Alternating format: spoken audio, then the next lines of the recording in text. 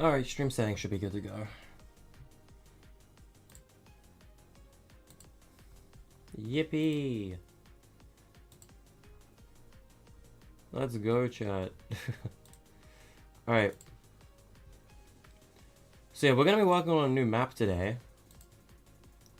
Believe it or not. Something I've been working on for the past couple of days. So yeah, we're gonna be doing some UEFN work. But not just UEFN, we're gonna be doing some graphic work too. So this is what I'm referring to as boss battlegrounds. And let's just say the map isn't quite finished yet. There's a good reason why it's not. And I hope I'm gonna get a lot of progress done on it today, hopefully. I'm probably gonna get a stream for like an hour and a half though, because I haven't eaten at all yet. But I'm sure to some of you, this might look a little familiar. It's Canopy from Hypnos. You guys remember this POI? Yeah, we're bringing it back for this map. Yeah, a Hypnos POI before Hypnos is even... Oh. Well, that's a yikes. Anyway, let's just remove any assets that are floating in here. Because I don't have the patience to put them back down. Smile. We're not messing with that right now. We're gonna be doing some other stuffs. So yeah, I'm just gonna go around and like look for floating assets like that real quick. Which hopefully there shouldn't be many of. Oh, you know what? Those aren't really floating. I'll leave them. Bro, there's just a ton of missing IO assets. Epic, what did you do? Like, a bunch of assets is just missing for some reason. That is so strange. Yeah, it's the Jungle Lab POI from Hypnos that, you know, that one battle royale we never actually publicly released. Yeah, this is from that. So yeah, let's just get rid of those assets real quick. But this is just one map, because there's quite a few maps here, and Hypnos is just one of the 12 that are in this map. Creative so buggy, on God. So yeah, so this is Canopy. This is the NSL POI from Hypnos. I need to... Okay, this is a complete crime. Wait a minute here. This is a sin. This is using sand textures to make it look wavy. We're gonna fix that. NSL flag. Then we go up to every single flagpole at this POI. Flag NSL. And then, on all of them, where's custom materials? Turn off custom materials. Bada bang, bada bum. We fixed it. We fixed it, chat. GG. Yeah, look at this. If you guys don't know how those work, by the way, these are data assets. And this allows us to overwrite textures from specific parts of a material for each Fortnite asset. So you can override the normal map on a Fortnite asset, the specular on an asset, or a diffuse. And this is like, so when it comes to things like flags, where they're normally really wavy because of their material, this allows you to just change the texture on that flag to just be whatever you want, as long as you have the texture design. Because you'll see here that for the flag, I went and got its UV map and just put a custom texture on it. But that means I can apply that texture to all of the flagpole props if I wanted to. This looks so complex. Yeah, UEFNs, it can be a challenge at times, but I know what I'm doing. This whole map is event binding, almost. There is a little bit of verse. And I don't know if I'll be doing verse today, but I do need to do some more verse work on this. Because I don't really know verse. I don't know verse in the slightest, personally. I'm a terrible programmer. But there is some verse in this map. It's basically just reusing the same code from Covert, Red versus Blue.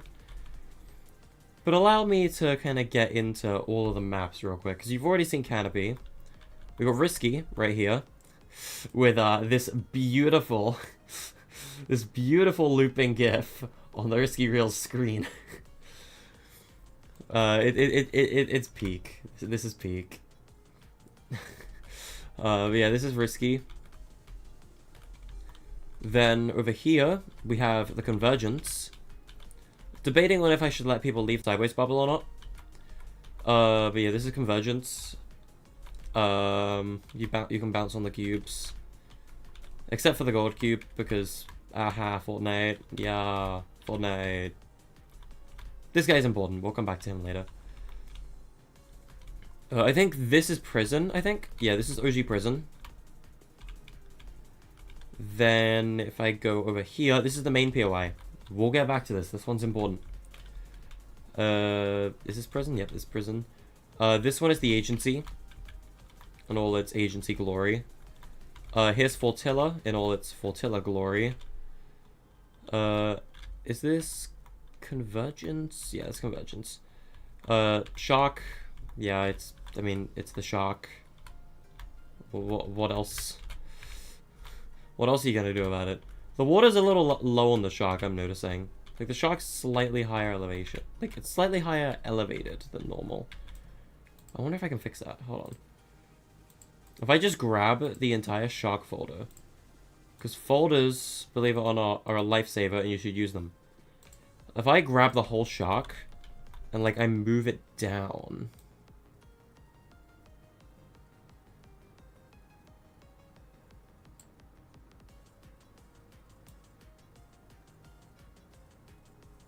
I think there's something here I can't move.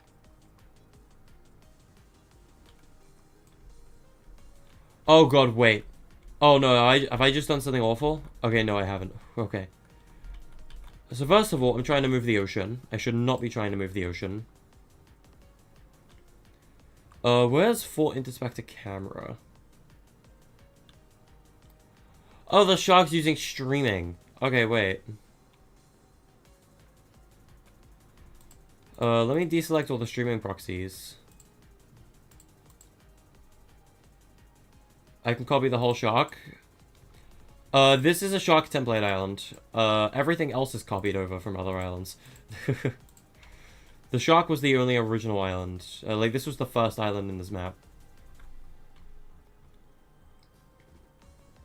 I need to deselect everything in here that can't be moved. I'm pretty sure streaming proxies are one of those things that was preventing me moving. I need to find Fort Introspector camera, which should be up here somewhere. We're almost at it. There you are. I should be able to move the Shark now. Yes, I can. Oh, but then I'm not moving the landscape. I thought I selected the landscape. Oh wait, I was moving the landscape. It was just not visually updating. Dude, this is wacky, man. At least I think I was moving the landscape. Yeah, I am. Okay. So, let me just lower the whole POI into the water. Not that much. Not that much.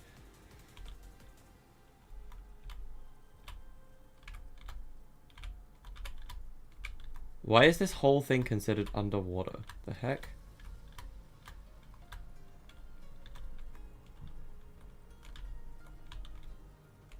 Dude, oceans, dude, oceans. You know what? Let's just leave it. Because I can move the whole thing down, but if the ocean's going to act that way and you can't just access the lower elevation of the Shark, what's the point? You know? Like, what's the point? Just gotta... There we go. It's back. It's back. Anyway, speaking of other POIs, that's Fortilla. Over here is Nitrodrome. Kind of. There is Nitro Rings. It's not really decorated on the inside, and I can't be bothered to do that, honestly, because no one's gonna care because of what this map is instead. But yeah, this is just a terrible interpretation of Nitrodrome. I can't do a custom landscape because of the way I'm doing landscapes in this map. You can't actually change the landscape material. It doesn't work. I don't know why. IO Tilted is back from IO Tilted. And yeah, it's just Tilted Towers, but the IO version from my IO Tilted recreation. So that's in this map, and this will be the future of IO Tilted as well. And the rig. But yeah, those are all the POIs right now. But the most important POI is over here, and this is Block Island. This is a custom 7 location, and we are going to be making another POI today. But it's going to be another custom POI. So, Block Island. Why is there an empty block in the middle, you might be asking? Is it so that people can build custom entries on it? No. The block is there because it's flat, and it's big. So you might be wondering what this map is. This map is referred to, if you look at my little window up here, as POI GG2. POI Gun Game 2. This is not POI Gun Game 2. I changed my mind while I was working on it. This map is more than POI Gun Game 2. It is better than POI Gun Game 2, because it's original. Kind of. So, this map is called Boss Battlegrounds. And it's basically a kit PvP loadout game where you are able to... I might as well even just show you here. If I go to my blueprint folder, you'll be able to see here that, like, you'll be able to select different character loadouts and different arenas to fight in with boss-themed loadouts. So this is like the main menu. We're going to be doing some work with this today, hopefully, as well. So you can see here, this is like a little sub-menu that you can open up in the game, which allows you to select your loadout. This is coming soon. I'll give you a little hint as to what that is in a moment here. There's arenas, which you can go to different arenas. FPS toggle, which will allow you to toggle first-person view, which I will also be adding first-person view today, hopefully. Rankings, which will give you the point requirements per rank, which ranking I'm not going to be setting up today because that needs verse. And verse is something that, you know, I'm not too well versed in. But I already have the code for this saved somewhere. But I would have to port it and set it up, and it'd be annoying. I'll just have to, like, basically copy the code from... what's the friggin' map? Cobra Red vs. Blue. But to give you a little hint as to what's coming soon here. Marvel. So, this entire map is riding on a prediction that at some point we are going to be getting Disney projects in UEFN. And if it's not just Disney, it will be Marvel. Marvel, it's inevitable. It's going to happen. And that is what we're waiting for. So this map, the coming soon tab here, is going to be Marvel loadouts. But, you know, you don't know that yet. And I don't know that yet. But that is the plan. So first of all, let's go to map selection. So you can see that we've got the map selection UI here. And we're going to be working on Raid Isle today. This is going to be the POI that we're going to add. Because of Raid Isle is part of a core gameplay mechanic in this map, where... Also, yeah, hi, Forte. Raid Isle, every 30 minutes to an hour, I haven't decided yet, will introduce a raid boss, which is just going to be a incredibly tough guard with a lot of health that's going to need a lot of people to help kill it. And it'll just give a ton of XP for killing it. And it's basically... gonna be on its own island. So we're gonna be building Raid Isle in a little while. But not quite yet. Because we need to... I'm gonna be adding 2 more classes to the game today as well. Yeah, so this is just page 1. Page 2 over here has Risky, the Rig, the Agency, and the Shark on it. And page 3 has Flotilla, Convergence, Io Tilted, and Nitrodrome. But yeah, you'll see on page 1, this is also where all the original maps are located. So Canopy, because it's a Hypnos POI, is on page 1. And then Raid Isle is here for convenience reasons, and so is Block Island, because Block Island is the default POI. And if we go to Character Select, you can see here that because we don't know what Marvel items we're getting, Marvel loadouts are very TBD. I haven't fully programmed them yet. But Fortnite loadouts, which are happening, because, you know, we already have all the items, you can see all the loadouts here, and you can, you know, pause stream if you want to study their loadouts real quick. So page 1 is the Legend, who is the default loadout. And we've got Midas, TNTina, and Jules on this page. Page 2, we have Kit, Spire Assassin, Raz, and Sloan with their loadouts. On page 3, we have Zig, Cube Assassin, Tauren, and the Foundation, which you might think it's a little weird that Tauren is here. The reason Tauren's here is because she canonically invented the Dual Fiend Hunters, and I wanted to add a character who could make use of the Shadow Flopper. So it was between her and Cube Queen.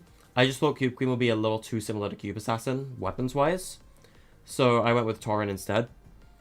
But yeah, Foundation is here as well. We will be adding another 7-member class today. Gunner, Sergeant Winter, the Herald, and the Ageless are all on this page. Sergeant Winter is a very troll class. Then on this page, we have a Relic, who I genuinely believe is probably going to be the worst class in the game. Thorn, Montague, and Oscar. Now, you might see they have the medallions listed here in their loadout graphics. Obviously, we don't have medallions in Creative, but the Society members have dramatically increased shield regen compared to other classes in the game. So they will heal a lot faster on their own compared to other characters. So these characters are sacrifice that third inventory slot, they get better healing capabilities. Valeria obviously gets this as well. Then Zeus, Hades, and Megalodon are on this page. And then on the final Fortnite skin page here, we have Ultima Carver. But we have 3 empty slots. And we're going to be filling up 2 of those slots on today's stream. Because I want to leave some slots open. For example, like the last coming soon here will show that we can add more characters to the character roster. And as we get more bosses in Chapter 6 and such, I'll be adding more characters to this roster. But we're going to be adding 2 more characters to this roster today, which is going to be Undercover Sky and the Paradigm. And I do actually have loadouts planned for them. So if I were to open my character UI here, because I actually do a lot of my graphic work in PowerPoint, a fun little fact about me. But also, yeah, hi, morning, MBT Diva, how's it going? I don't have Photoshop access. I don't have money to pay for Photoshop. But I do a lot of my graphic work in PowerPoint because, believe it or not, it's actually a decent graphic work tool. You would be surprised. So, as you can see, all of these graphics are saved in PowerPoint. Every single one of them. And you can see here that if I scroll down, you can see all the Marvel loadouts too that are pre-planned. Some of these can obviously be adjusted. So, for example, if we get Marvel loadouts, I will also be reworking the Foundation to give him Iron Man's flight kit and Doom's mystical bomb. But you can see that, you know, I've been planning out Marvel loadouts in advance for certain characters. I also planned out Star Wars loadouts just in case we get whatchamacallit?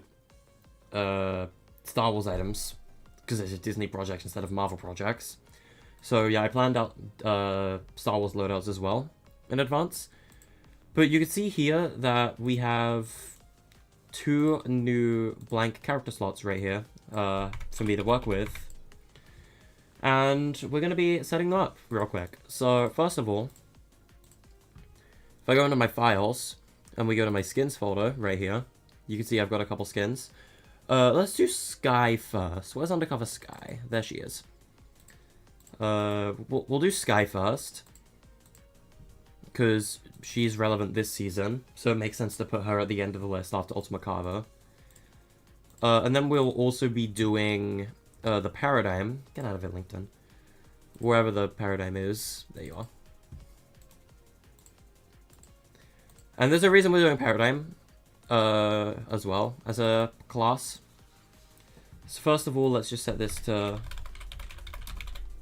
Sky's name might be a little too long. That's easy to fix by just shrinking the text a little bit for her.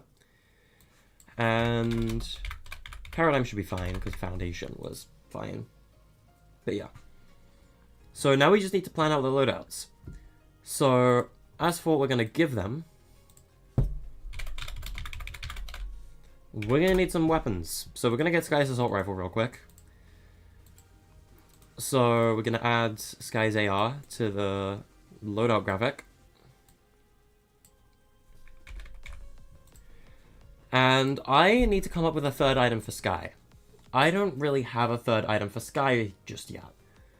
I know what I want to do. Sky's Grappler.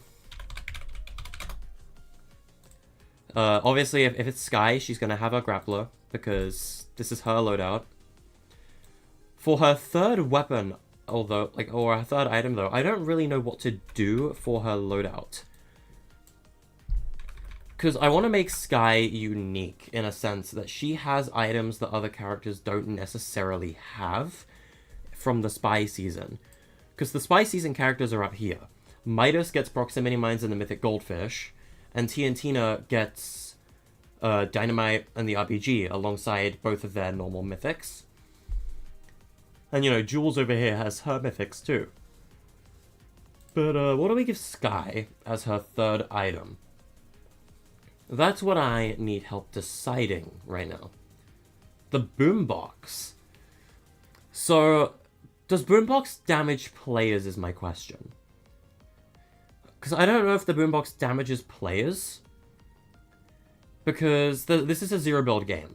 And because this map is zero build, there's not going to be any builds to damage. So I don't really know what loadout to give Sky out of like all of her extra items, right? Because she's got her Grappler. I could give her Glider Redeploy. I mean, the Boombox does fit her, that is true. I could also give her Brutus's Minigun if I wanted to. Because Brutus is not a class. Because Brutus is going to be a raid boss. He will be one of the raid boss characters. Instead of Sky. And while we wait to decide on Sky's third item, I know what Paradigm's loadout's going to be. So we're going to do Paradigm real quick. So Paradigm, just like all 7 members that we add, will get a jetpack initially. That will be replaced by Iron Man's flight kit in the future, when we eventually get Marvel Mythics in Creative and UEFM. Because all of the 7 are very similar to Iron Man mechanically, so they will all be getting Iron Man's flight kit in their loadouts in the future. Paradigm, though, to make her different from Foundation, gets a different 7-tech weapon. She gets the Twin Mag SMG. And the Twin Mag SMG is just to give her, like, a different weapon to the Foundation. Foundation gets the Maven shotgun in his loadout right now. Eventually that will be replaced by Mystical Bomb. At least I'm hoping for that. But Paradigm's other item. What do you think Paradigm's third item is going to be? I can tell you now, it's going to be Junk Rifts. The Junk Rift is Paradigm's third item in her loadout.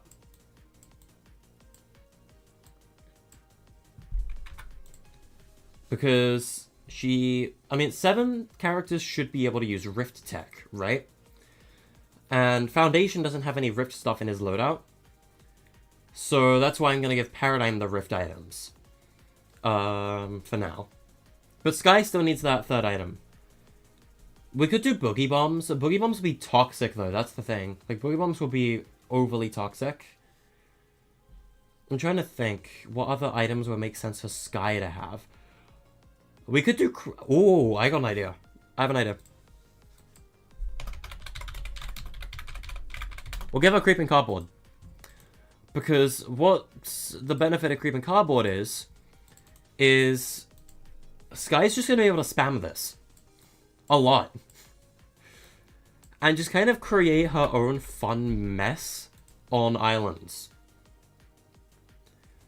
And if you're just able to spam place like 1,000,000 creeping cardboards, that could make for some really fun games.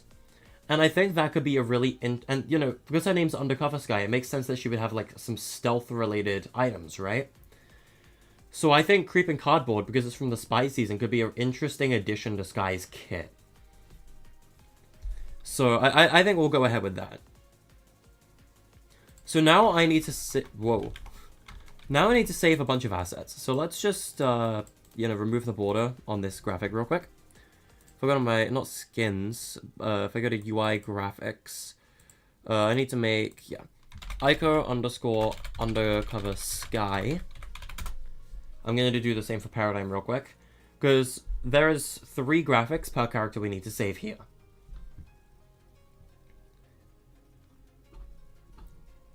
Yeah, barriers are a little scuffed this update, because Epic did a device refactor, which breaks devices pretty badly. Like, some stuff is just resetting. It's kind of strange. PowerPoint's taking a while to save the graphic for some reason. I will do the same with the Paradigm.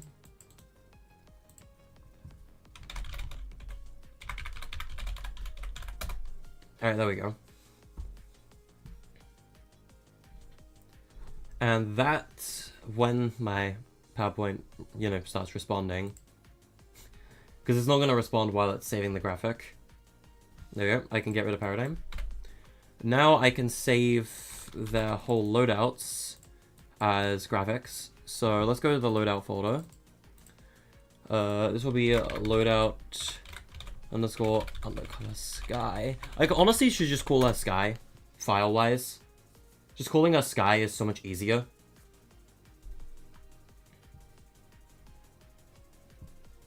Like, it would just be way easier to just call her Sky.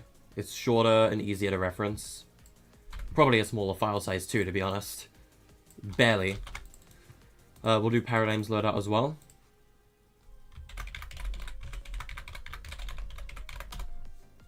I was debating on doing Paradigm or Scientist for this last character class. But I think people would connect with Paradigm more, class-wise. So I'll do the Paradigm. Alright. Yeah, barriers are wacky right now. Let's go to nameplates. Nameplates are important. These work very similar to Covert. Yeah, I'll just call the nameplate Sky. Just, it's so much quicker. And then we'll do Paradigm's nameplate as well.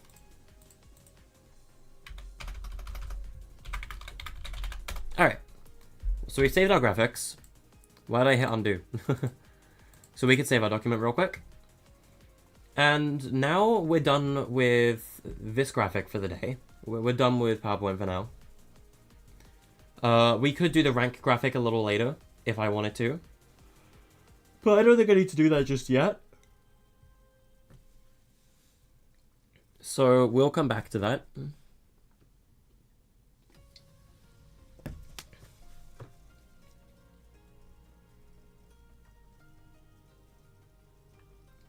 Okay, so we can close out of that and go back into UEFM. Now we're going to set up these characters in the game and make them playable. So if I go to my UI, textures, classes, this is where I'll add the loadouts and the icons. So if I find the icons for Sky and Paradigm, I can add those in. If I go to... Oh wait, I need to go back into the folder, duh. And then if I go to loadouts, I can find Undercover Sky and Paradigm in here. Add those graphics in. I did just realize all of these need to be UI graphics. So if I go to edit real quick on both of these, change the texture group to UI. This should make them more optimized for their intended purpose. And yeah, I need to do it with their icons as well. Sky and paradigm. Edit. Paradigm, UI. And sky UI. Alright, there we go. So they are now optimized for this. So let's do sky first, where we could change this text to undercover sky. Her name's a little long, so it'll pan like Carver's.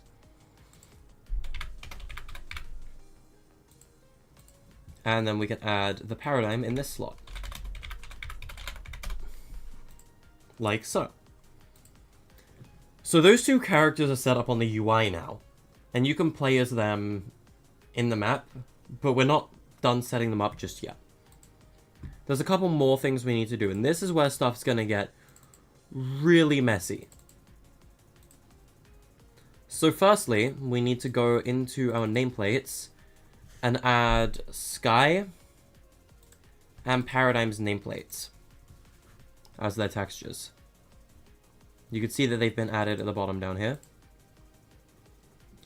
Now I'm going to go to coverts folder. I believe it is in textures, player nameplates. Yep. We need to now set up nameplate materials for sky and paradigm. So I'll make sky first. Just change this texture to sky. And you'll see that this material always faces the camera, like the nameplates in covert. This is the nameplates work the exact same way in this map. They display your class above your head, so people know what class you're playing. And we'll do the same with paradigm, who is up here. So those nameplates are done. We've set them up as materials, but we're not quite done yet because we need to go to meshes. And now we need to make actual static meshes for their nameplates, because these are what's actually going to generate above the player's head. So we'll do the same for sky again. And we'll do the same for paradigm again. Nameplates are the most toxic part about this. They take a pretty decent amount of time to do. So we'll grab paradigm. And now we go into the Niagara folder. And now we set up the actual particle for sky and paradigm that will be displaying above their character's head. So now we just need to get sky. And we need to do another one for paradigm. And I have to do this every single time I add a new class, by the way.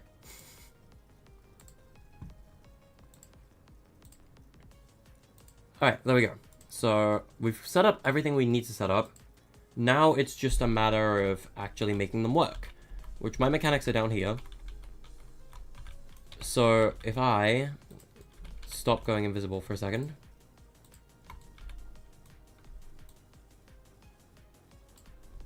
I can duplicate two more classes. Set this one to sky. And this one to paradigm. So Carver is class 25. So sky will be 26. And paradigm will be 27. Let's name them Undercover Sky and the paradigm.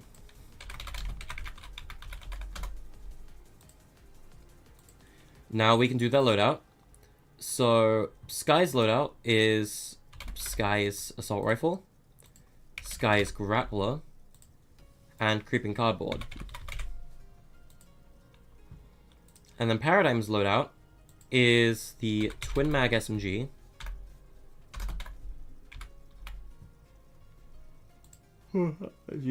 I'm a little tired. You'll have to forgive me there, chat. Junk Rift. And the jetpack.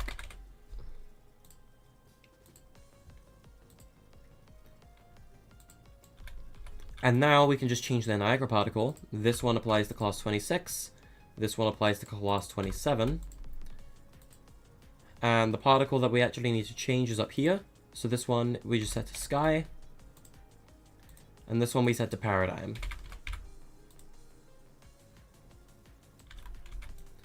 And then I also need to make 2 more class selectors. So this one works for class 26, and this one for class 27. And when you select Sky, it will be Sky's on page 7, and she is the second character on that page, so button 2. And Paradigm is the third character on page 7, so she'll be button 3. Now, I just need to hook up their particles to class switch. I will need to adjust particle mechanics a little bit later on. But this pickup right here, change this, because that's his nameplate 27. Who's nameplate 26? Oh, hold on. Your nameplate 26.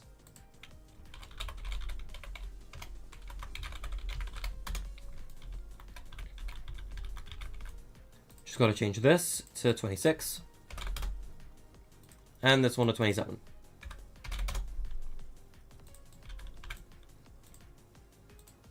On class switched. And 27 on class switched. And that should be Sky and Paradigm completely set up. So they will now be playable in the map, and we can go and test that right now. So let's launch a session and see what happens.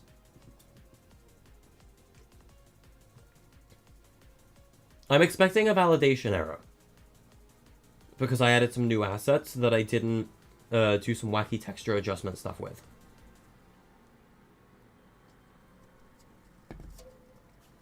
If we get a validation error, that's a good thing. Because it's easy to fix. We actually don't get one, I'm surprised. Maybe it's because it's a sprite, I don't know.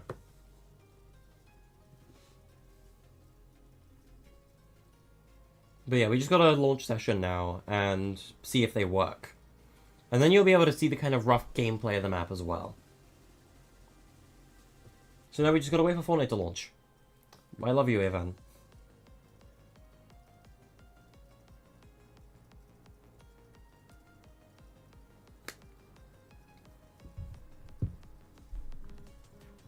Also, friendly reminder, if you are watching the stream still, tonight there is a ranked cup. So, if you want to get the ranked umbrella, you can get it tonight. So I would recommend getting that.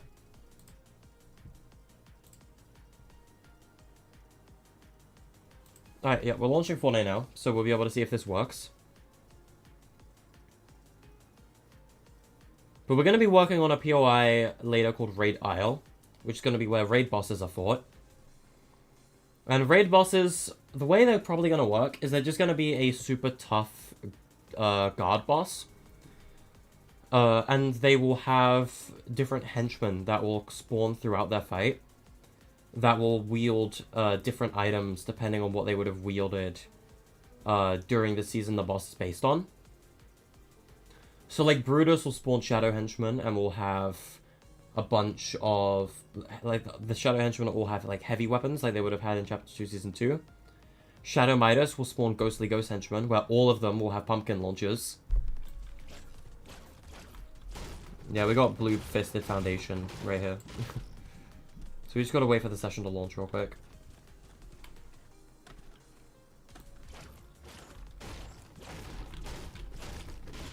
The original Minecraft way, punch trees.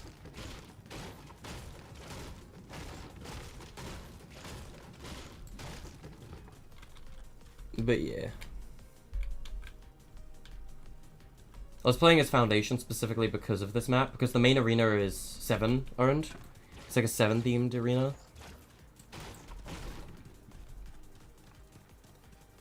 But yeah.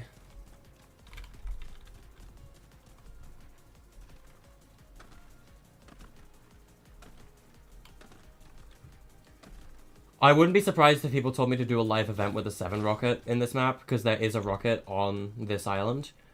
Live events are interesting. I don't know if I'm gonna do one, though. I don't know if I want to do a live event, because I know live events are a huge trend right now. I just don't know if I want to do one just yet, because the way, like, the skybox on this map is very specific for this map, and I don't know if I want to do the skybox. Like, the skybox is just a bit messy for live events. I don't think it'll work very well. So, you know, raid bosses are kind of my alternative to live events. I'm tempted to do them every hour on the hour. And, like, you have 5 minutes to kill the boss. And if you beat the boss within 5 minutes, everyone gets XP. And if you don't, then no one does. And it goes, and the XP goes to everyone in the server. And I'll probably, like, because I'm tempted, because that way it is like a live event, you know? Every hour on the hour, there's a raid boss. So it's like, okay, I want to join in because the boss might spawn. So, you know, you join in at like 7 PM. And, oh, hey, Brutus just spawned. Let's go fight Brutus. And it'll be, you know, a tough battle, but you get a ton of XP for killing him. Like, you have like a time limit of like 5 minutes to beat the boss. And it should be really difficult to beat the boss within that time limit. Like, that way it is kind of like a kind of server event. Like, that could be a really fun mechanic. And I honestly think that'll be really, really cool. I want to do that. I want to do that with raid bosses. And that's what Raid Isle will be for.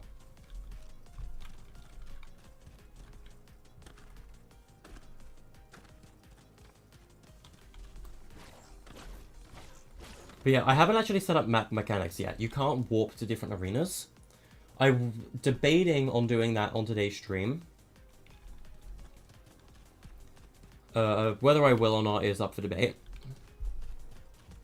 God, this thing is so long. But I'm not fully sold on what I want to do arena-wise with Raid Isle yet. Because Raid Isle, I want it to kind of be all stormy and withered. I know it's going to be similar design-wise to Restored Reels. Like, I'm going to be using Restored Reels assets to make up that POI. But I don't know yet.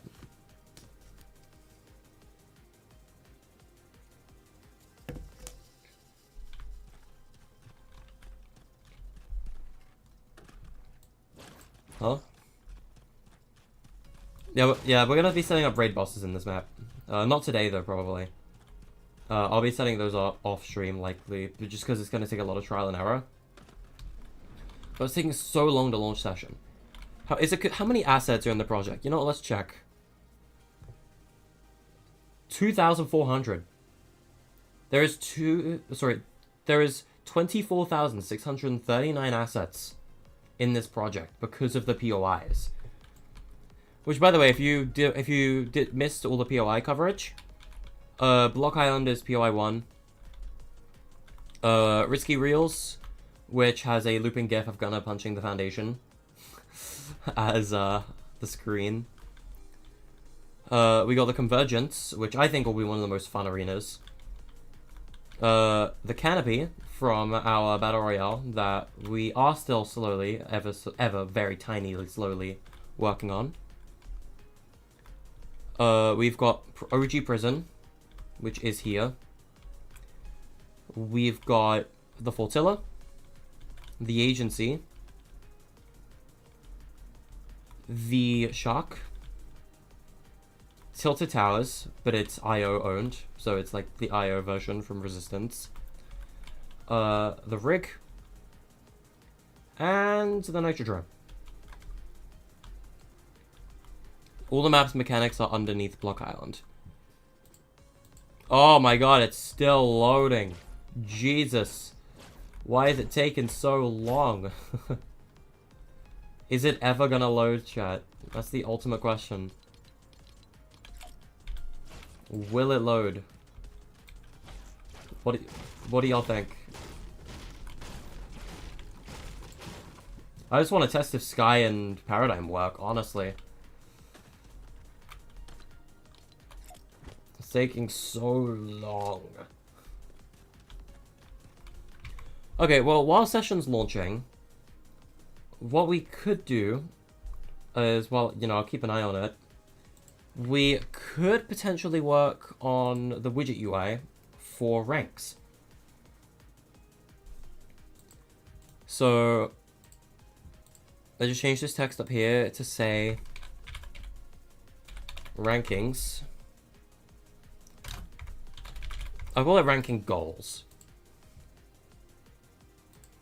And this is just going to be a static graphic, not much interactability here.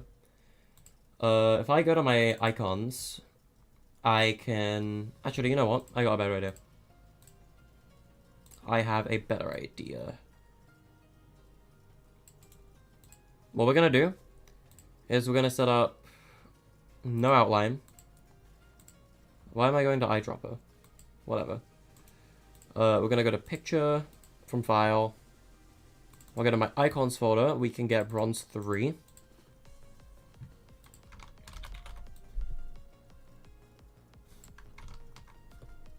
And I do want to have text underneath each one to kind of say the point requirement.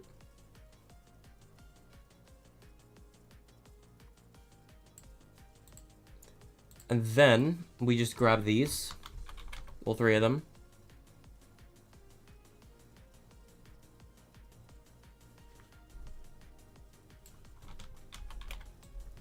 And then we can just keep doing this, rinse and repeat. So this will be where gold will be. This will be where platinum will be.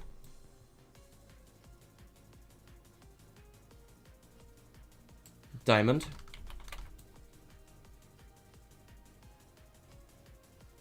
And then, you know, elite would be over here.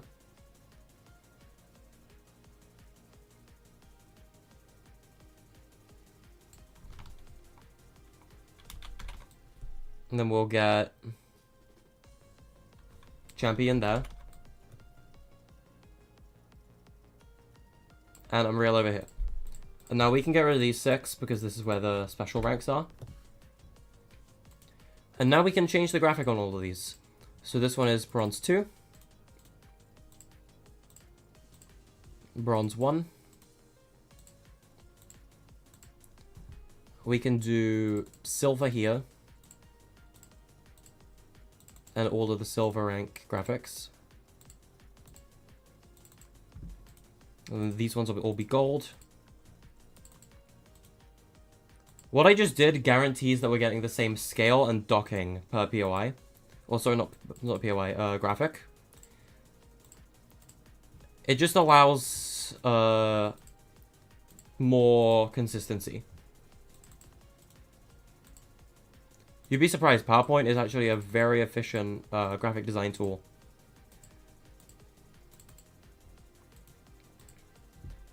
Then if I go and do diamond up here, because we are adding ranks to this so that players have something to work for, other than just playing for fun if they wanted to take them a little more seriously. And then we set up elite, champion, and finally Unreal. And now all the ranks are displayed here. Now we need to get the text for each rank. So the text for each rank will be the elimination requirement for your rank grinding. So let's quickly set this to Burbank, wherever that is.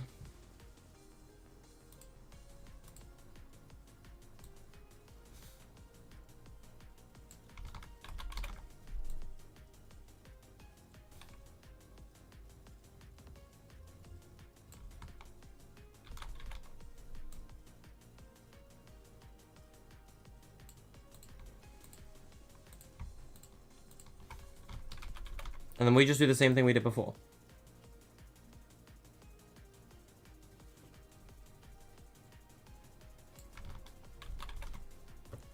And we position all of our text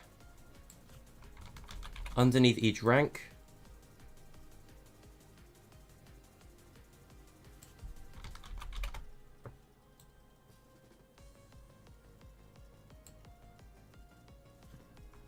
And then we'll do the same for these. Obviously, we'll be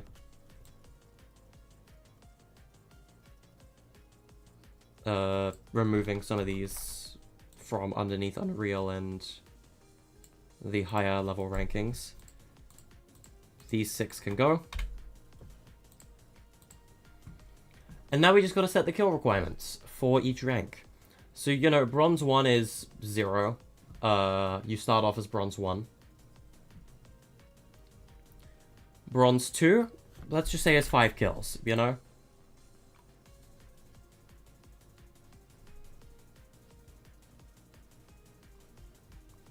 Five kills is pretty simple. Then Bronze 3 could be like 15, and then we can add 10 per rank. So, like 15. So we just added 10, so now we'll be adding 20. So it'll be 35. And then we just added 20, so we'll be adding 30, so it'll be 65. And then, since we just added 30, we're going to add 40. So this will be 105. And that's a problemo right there.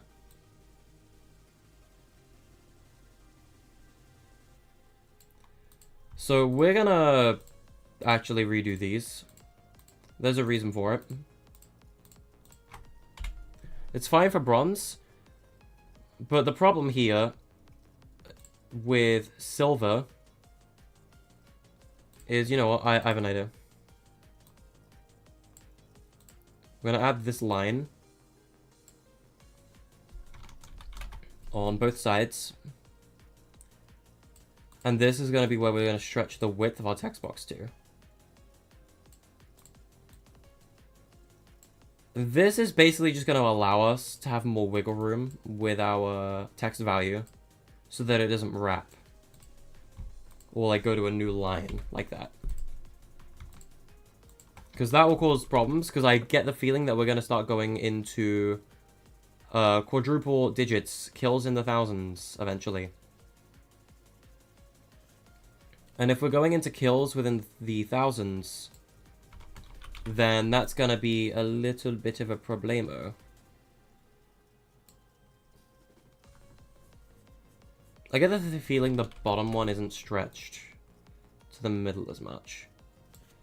I can fix that.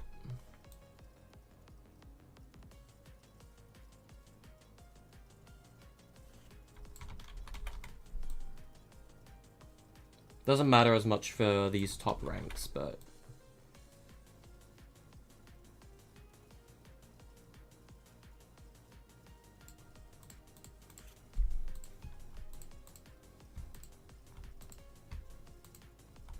Ugh, Christ. There we go.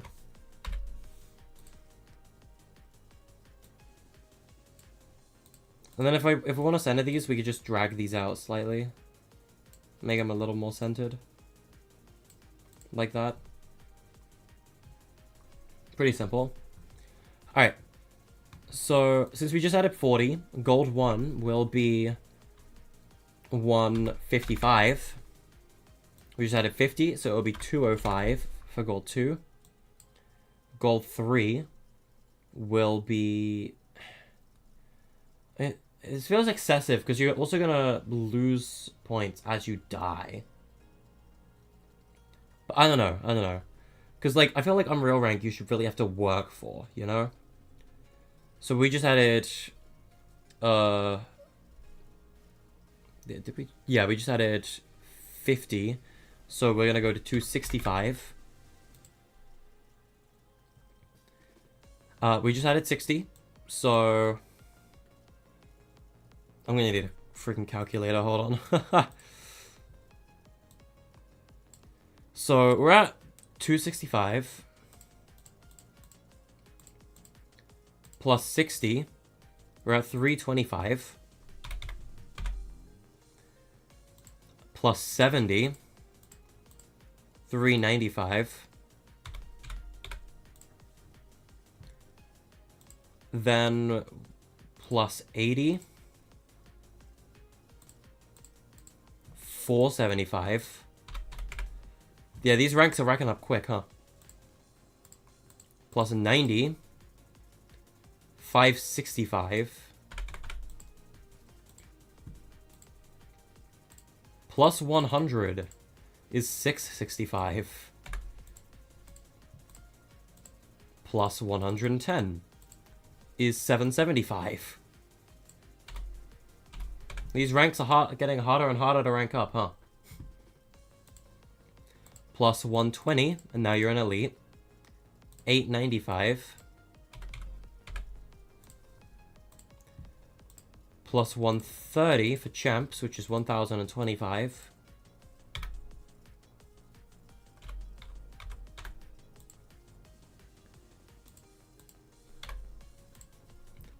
And now for Unreal, we're going to add a 150 because it's extra. You know, one Unreal, I think should just be 1200.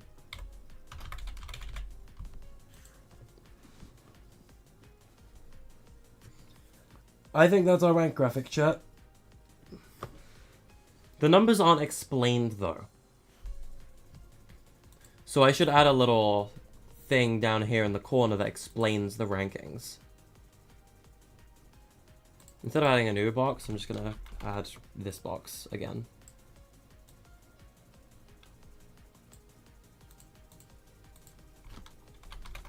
My nose itches so bad when I'm streaming. I don't know why.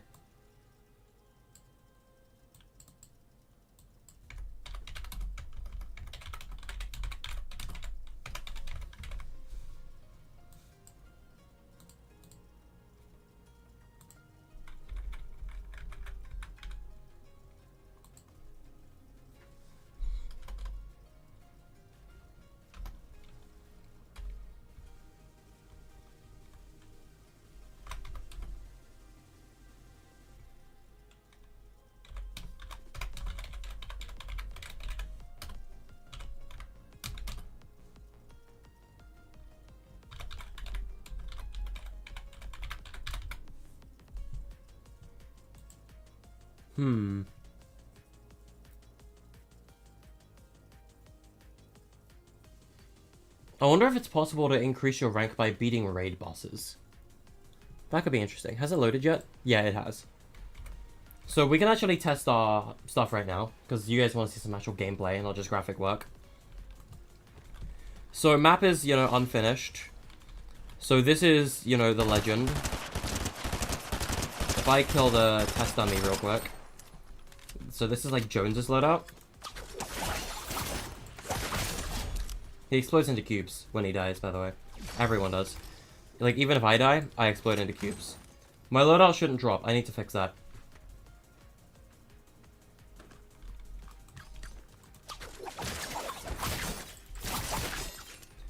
But if you grab this remote, you can open up the menu. And on this menu, you know, I can select arenas if I wanted to. And from here, I can pick different maps to go to. Right now, it doesn't currently, like, work. This UI doesn't work yet. I haven't programmed it. Coming soon does nothing, because, again, not programmed. FPS toggle also isn't programmed yet. We will be setting that up today as well. Rankings does nothing, because the graphic isn't set up yet, which we are working on right now. If we go to Fortnite, though, we can pick our class. So you can go backwards or forwards on the class select page to like pick the page. So say for example I wanted to play as the Foundation. You can see I get this nameplate above my head that says I'm the Foundation. Only other players will be able to see this. The nameplate above my head is only visible for other players. Right now I have it enabled for testing, but I won't be able to see this normally. But to tell what class you are, your health bar will be a radial health bar in this map, and the icon in the middle will be the icon of the class you're playing. So if I wanted to swap again, if I wanted to swap back to the legend, you know. My loadout's a little buggy right now. You're meant to lose all your items on class swap. And I just lost my remote. I need to grab my remote. Because we love bugs, chat. So if I were to click on the paradigm... Yeah, okay. Thanks, Foundation. You know what? That's wonderful. You know what? Let's just end game and restart game. That's a bug. We're gonna fix that. Cubes just fall into the void.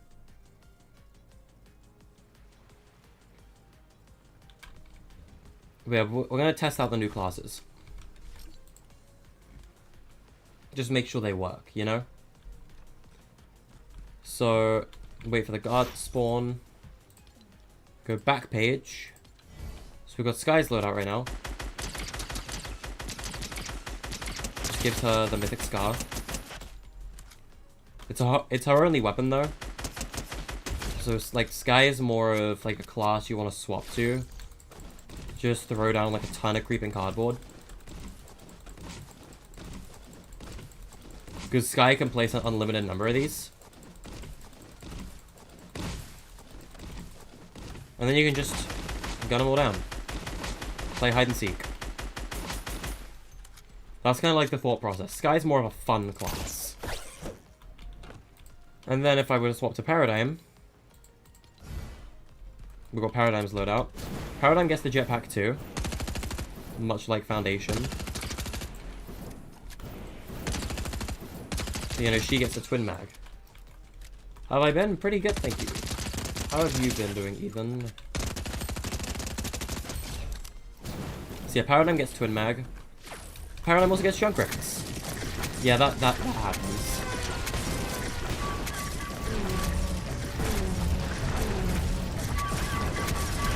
Paradigm's busted.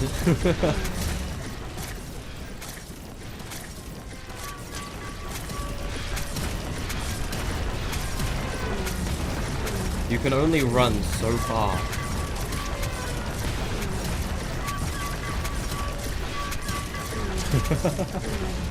Jesus. That gets chaotic very fast.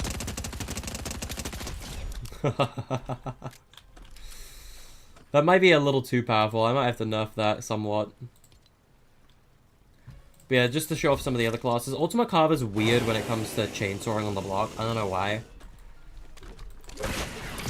But yeah, you know, chainsaw class.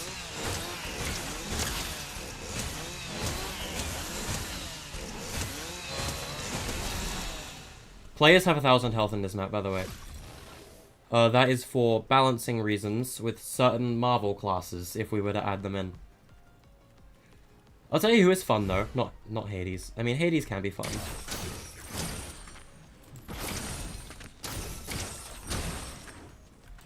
But no, Megalodon. Megalodon's fun. Because Nitro Fists are chaotic as heck.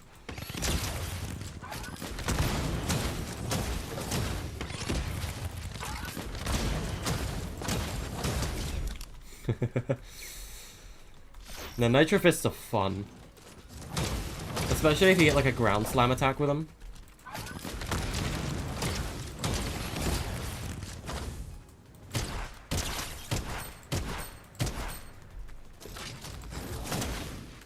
Alright, watch this. I'm away for them to both recharge, so I have 2 charges. Do this. Bam. Smash into cubes. Nitro Fist characters are so fun in this map.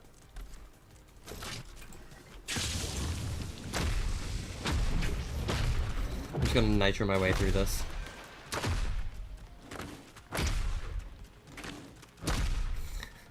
Yeah, I mean, you can kill people with Nitro Splash if you want. It's gonna take a while. But you can. But yeah, no. Honestly though, my favorite class so far to play as is Gunner. Because Gunner is, in my opinion, better Megalodon. Because even though he lacks the charges that Megalodon has, he's got more Nitro Fist charges. Gunner, I think, gets the better weapons. Because Gunner gets more range over Megalodon.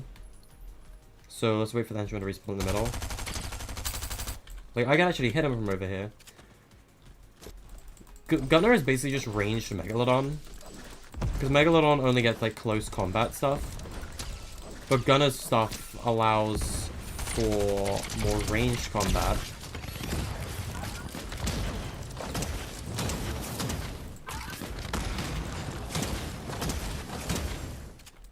Which I think does make him the better kit. Honestly, I wouldn't be surprised if Gunner was the best character in the game. But yeah. That's how it works so far. It's basically, imagine like the Roblox anime battle games, like Strongest Battlegrounds and stuff like that, but turned into a kit PvP game. That is essentially what we are working on right now. But so, Sky and stuff work. So we can go back to character selection. So I'm going to select every single class selector at once here. Because I believe it's an advanced setting that I messed up here. Clear items. Always. When you switch your class, you should lose everything you have. Because of the issue that we had with Foundation just now.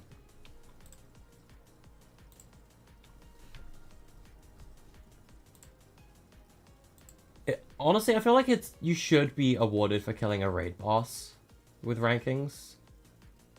But I don't know. Hello, Stick. How's it going?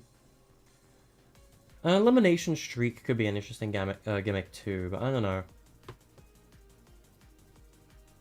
What's up? Currently my ceiling, but...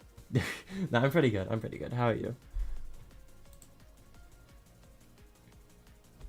So yeah, you need to get a lot of kills, essentially, if you want to rank up to, you know, Unreal in this map. I might leave the test dummies to kill, though. I might let test dummies and guards and such from raids count.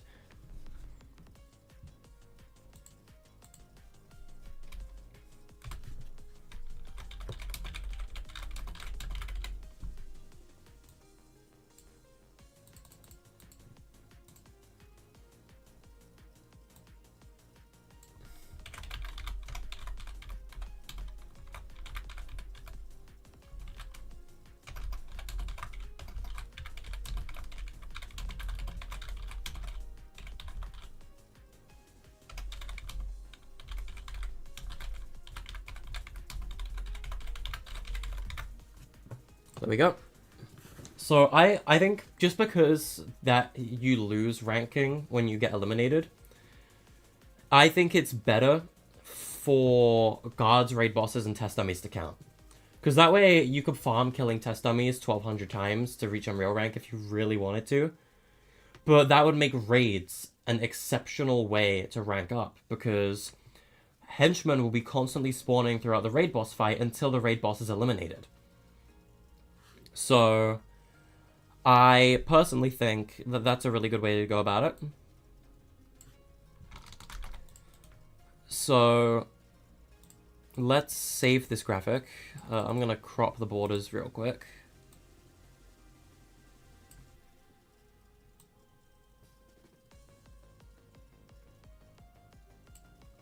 Like so.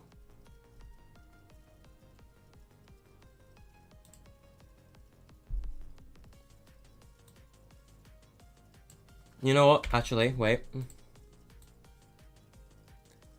We're gonna have some space at the bottom for a close button. Just because I needed a place for that button to go. And I didn't really have it there with the previous UI layout.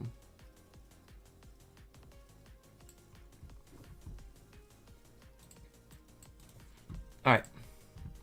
If we go to Boss Battlegrounds, we could save this as ranking screen.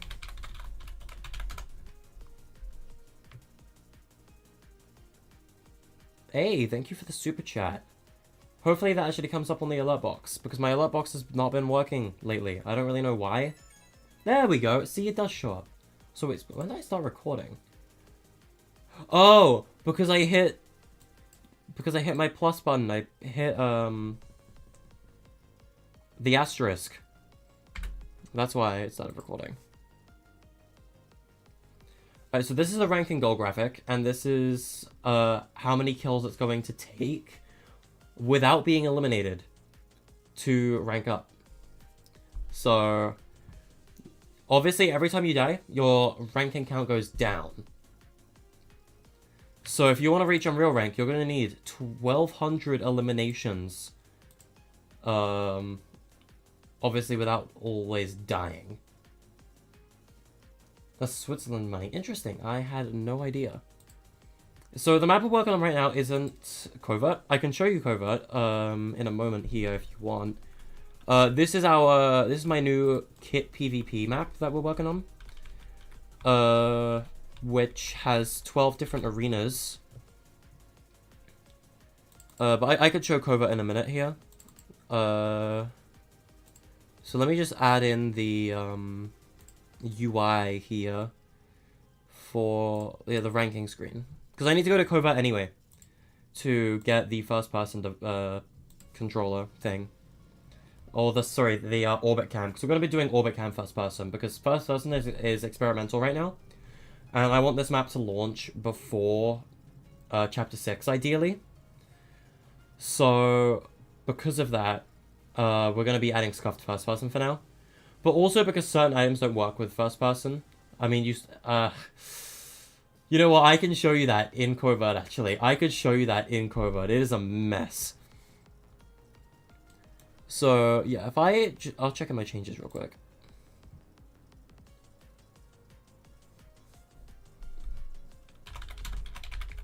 We'll work on Raid Isle after this. But I'll just give you a little tour of Covert real quick. Because Covert Red vs. Blue is done. It's done. We've pretty much finished it. We're just waiting for that to release now. So I just gotta wait for this to, check in. I'm checking in 2,000 asset changes because I tried to move the shark, which I, learned was a mistake. But I need to go into, there's 2 projects I need to go into and migrate assets from. I need to go into Tank Wars and migrate my Mist Cloud, because I'm going to be using that as the skybox for Raid Isle. And I need to go into Covert, the original Covert down here. How long is this map taking me? I've been working on this map for 3.5 days.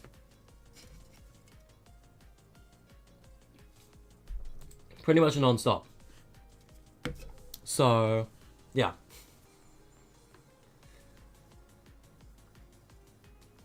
Covert, though, took me about a month.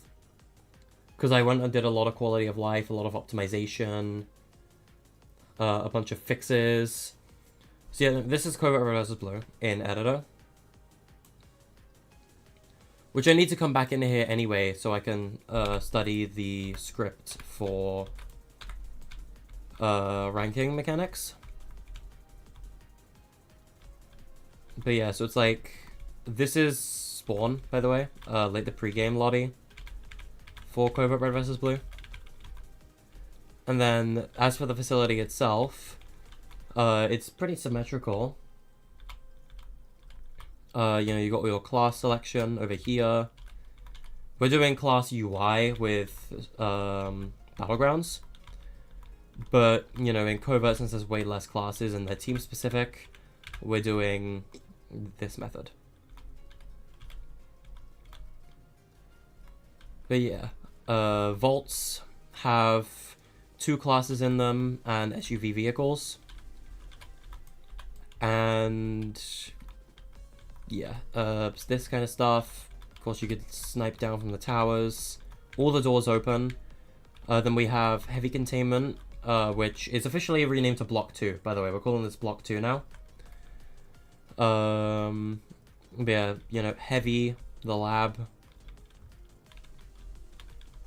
Catwalk room. Other catwalk room. There's like particles in this room.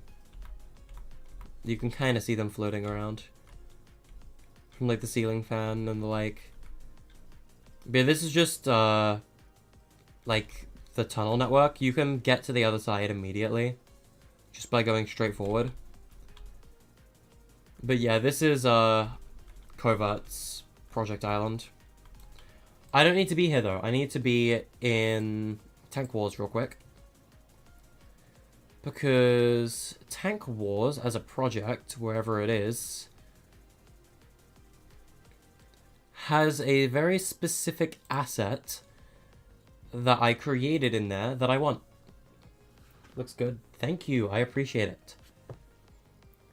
Yeah, so this map is ready to release. Covert Red vs. Blue is ready to release. And we will be releasing it as soon as we get permission from Epic to publish with the first-person controller.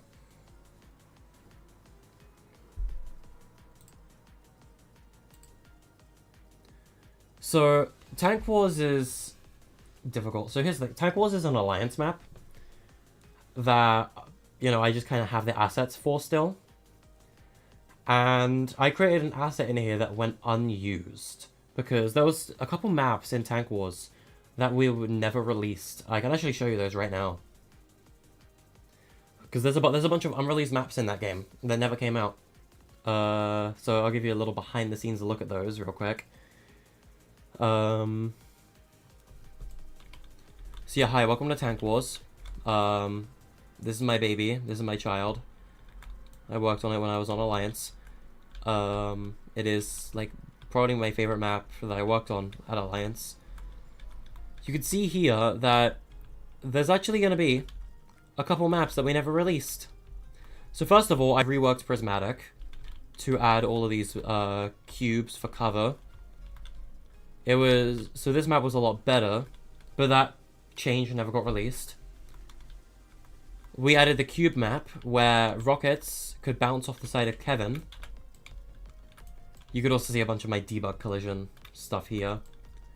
Yeah, we had like a cube map for Tank Wars that never came out. And then my favorite map.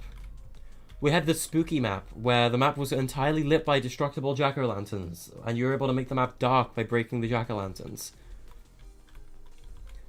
And this was called Marsh, and it never came out.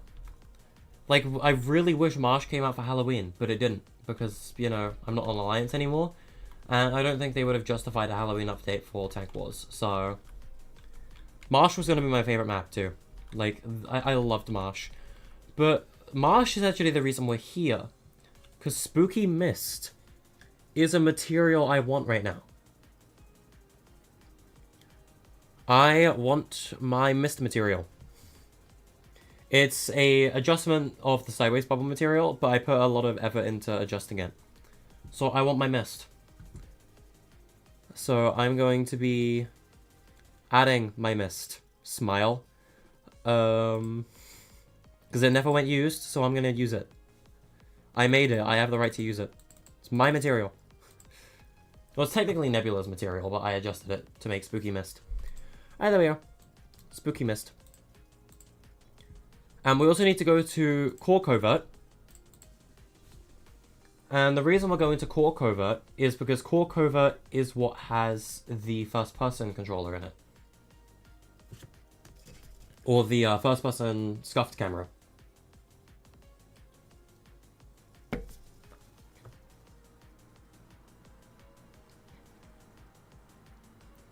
So yeah. This is the original SCPSL Fortnite Edition file, by the way. For Core Covert. Core Covert is definitely outdated in comparison to Covert Red vs. Blue. There's going to be a lot of changes that will need to be created for Covert Red vs. Blue. But this is still... this is the original Covert project. So you can see here that, first of all, Core Covert has a unique surface design. Like, this is our surface zone layout. You know, the facility materials are obviously wrong and outdated. They're using the old ones. I need to fix that. The facility will be using the Red vs. Blue materials. But you can see here that, you know, this is our... We got 3 gates on surface. Gate C is the helicopter pad, and gate C is over here. Gate B is right here, and the gate B elevator is over here. And gate A is technically down here, but the gate A elevator is up here. Oh, sorry, it's over here. But yeah, this is our surface layout for Covert. These are zip lines too. These aren't ascenders. I need to replace these with actual ascenders when we get back to working on core Covert. But we actually need to be up here, because I need the old orbit. Actually, which one is this? Is this the one that's hooked up to stuff?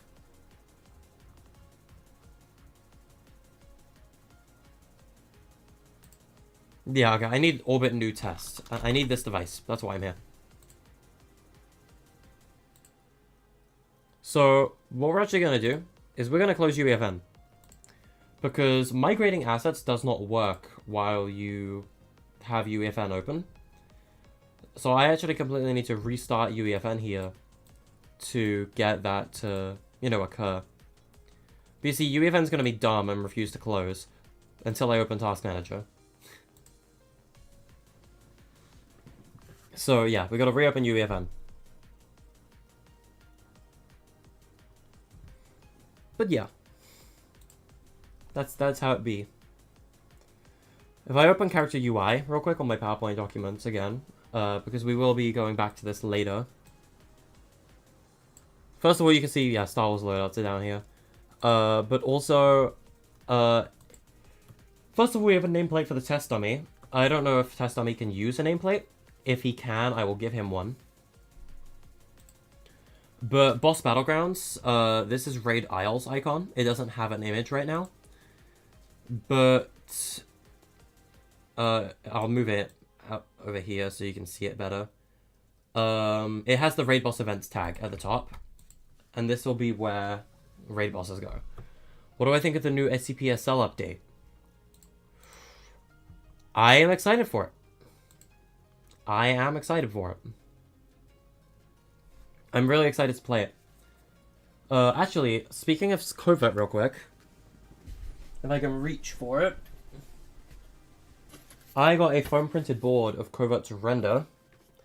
So you can kind of see Covert Red vs. Blue's map render right here. It is a little bit cut off on the sides. But yeah, this is going to be the map render for Covert Red vs. Blue on my camera. You can kind of see like a Mortal Kombat kind of thing. At like the start of like a fight in Mortal Kombat 1 with the main NSL skin and the main defect skin. So like I think it's a really cool one, personally. So I'm excited for that map to release when it does inevitably release. But yeah, I can even actually put the map render image on screen. You know what? I'll do that.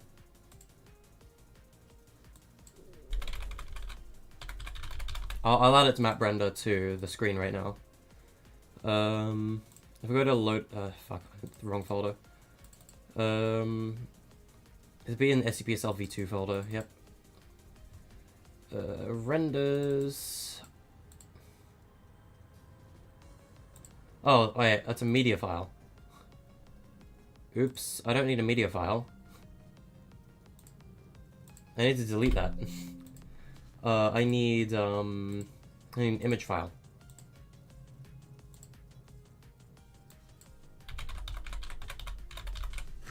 Add that source, browse. Where's my renders folder? There we go. This is gonna be the map render. You're playing SCP-SL v2 right now? It's so old. It's so old. Yeah. It's so old. But yeah, this is the Covert render. And as it will appear in Discover. The NSL and Defect faction logo decals are in the render, and they are on the sides. But yeah. That's how that actually. Oh wait, the full render isn't even on screen. Hold up. Yeah, there we go. You can see the defect logo a little better. But yeah, that's the covert render. This map's render, this boss Battlegrounds will have a render as well. It'll be based on that one loading screen of Carbide and Omega from Chapter 1. So yeah, if I go to my materials folder, Spooky Mist is now here. Yeah, we got it. But first I need to hit paste for Orbit Cam. This one is super easy to set up. This is probably going to be the easiest mechanic to set up all day. I'm not even joking. We just got to move it down here.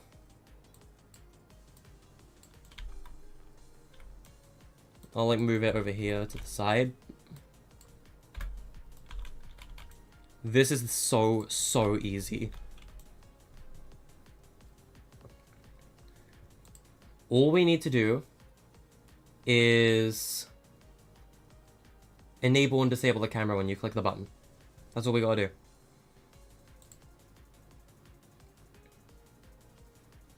So this is set to always.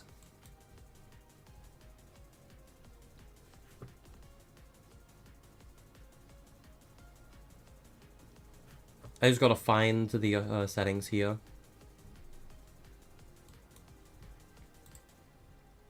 Actually, it might be a little more complicated. Hold up. I need a switch. Which I'm going to need switch devices in the map quite a lot, actually.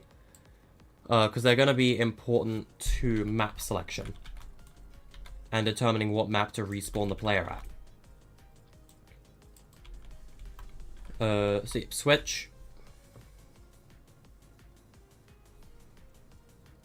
And this will be toggle cam or toggle POV. And by default, this is set to off. So I'll call it toggle FPS POV. How can you escape an SCP Secret Lab V2? Honestly, I don't remember. It's probably... Honestly, it's probably broken, if I had to guess. I don't even think I have the assets anymore. I wouldn't be surprised if Epic removed all the items because they broke, like, item spawners or something. So the map's probably broken, stick, if I had to guess. Initial state, yeah, off. Visible during game doesn't matter because you won't see it.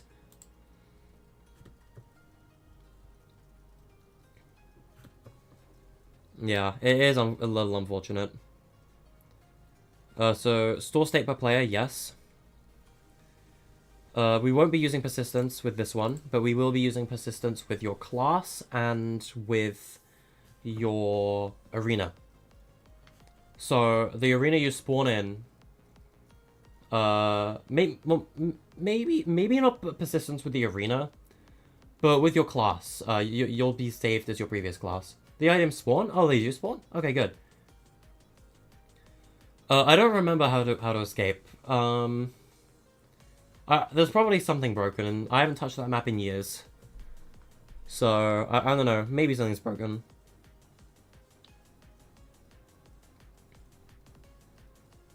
This one checks state at game start. Wait, does this grant a player on game start? Yeah, it shouldn't. It shouldn't. Good. Okay. So, what we're gonna do is...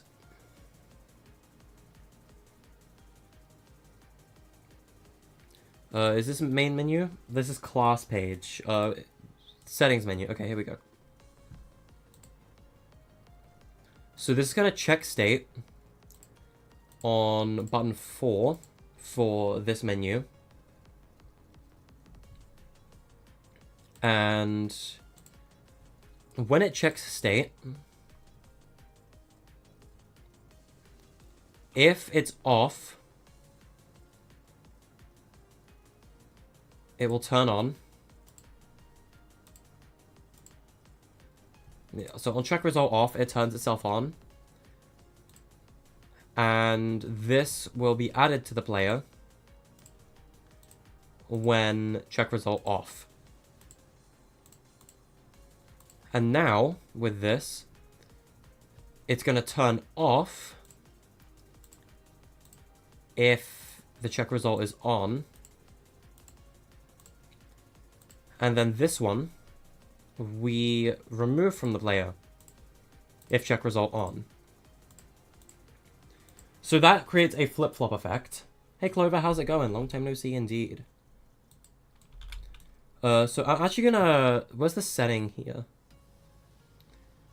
Yeah, support camera shake. Hide player, I'm gonna enable. Can you still upgrade the Grotto keycard? If I remember correctly, Grotto is an 05. I'm pretty sure Grotto is an 05. I'm trying to remember. Grotto is either a guard card or an 05 card. What map am I working on? It is a new one. I have called it Boss Battlegrounds. It's like a kit PvP map. With raid boss events. And player rankings. And a bunch of cool stuff. I can show you it in game in a minute once I've set up this. I also want to set up rank POV first though. We'll do our next test in a moment. So we're gonna go to UI. Modal. We're gonna duplicate the widgets menu. And I'm gonna call this widget underscore ranking. Because we're gonna set up the rank widget next. So for this one, it's pretty simple, actually. We just gotta delete everything. Literally. Just delete everything except button 1. And then we set this to ranking background. Or ranking screen. And I don't want this taking up the full screen, so... We're gonna anchor this to full screen, though.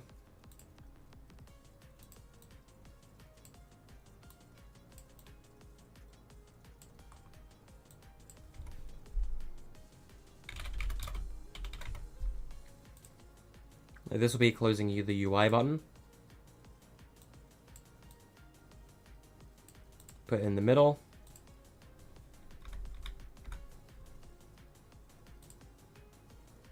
This I'm actually going to anchor to its exact position. And so am I with this, actually. I'm going to dock them to their desired position. Stuff. You're now in heavy, but it's underwater? Really? Why is it underwater? That's weird.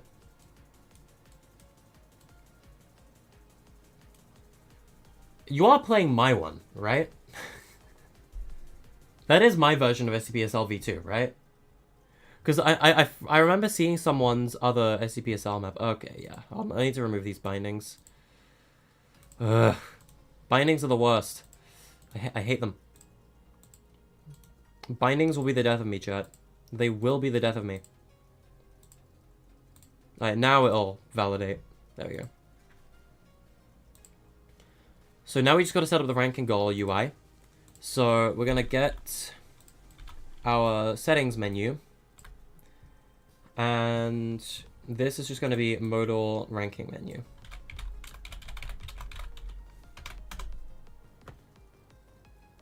Create a tax. TACX? That isn't me. Mine has a T at the end. TACT. Yeah, TACX is not me. So response type 1 button.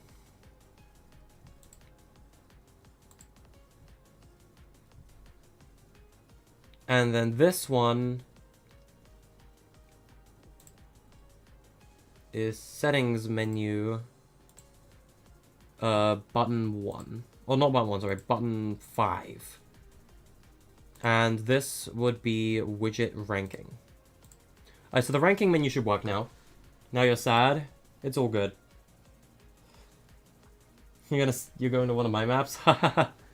You know, my code is TACT, not TACX.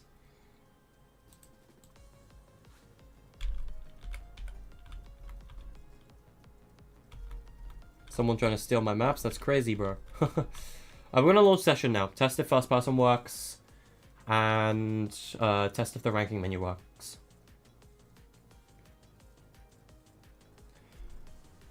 Yeah, so actually, if I go to Fortnite.com/tag, like I can go to my creator page on the Fortnite site. So here's all my like socials as well. So you know, my TikTok account, my Discord, my YouTube, and my Twitter. You got the covert render up here, even though the map's not out yet. But this is where all my maps are hidden. I'm not making an SCP map with Pyro. SCP-SL map is now called Covert Facility. So you can see this render up here is for Covert Red versus Blue, the first map in the Covert universe. So SCP-SL is basically scrapped, and we're reworking it into Covert Facility to kind of make it our own IP game that is heavily based on SL. And I'm working on it with Nebula, not Pyro. But yeah, so like on my creator profile here, you could see that Eneba late game is here, very outdated. I think I added the chainsaw to it. Among Us gun game Skeld is broken. I wouldn't play it. I'm pretty sure Epic heavily destroyed the collision. Is it because of copyright? It's not really because of copyright, because you can make it. We can make it if I wanted to. It's because of attributions. With SCP, you have to do attributions for every single asset and stuff related to SCP that you do. So we wouldn't be able... we would have to do hundreds of attributions, and we would have to credit Northwood, which we might already credit Northwood anyway, because it's based on their game. But if it's personal IP, we can do more with it. We can add our own stuff without having to follow Northwood's schedule. So, like, we can add stuff that SL does, because it's, you know, based on SL. But it just gives us more control of what to do. But yeah, Among Us gun game Airship we did recently, which does work. The AFK Blender is just bouncing around in a blender as a fall guy. Brick Survival Games is a Lego Hunger Games game. IO Tilted Gun Game will be a first-person gun game in the future. But we're basically turning IO Tilted into Boss Battlegrounds. It is a part of Boss Battlegrounds' map. One Shot has the same fate as Skeld. Complex will be another first-person gun game at some point. But most of these maps are, like, you know, basically abandoned and outdated. But yeah, this is just my creator profile.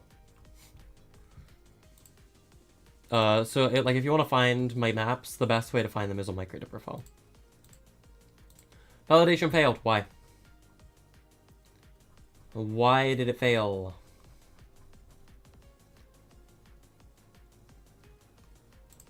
I know why it failed. Where's the image for this?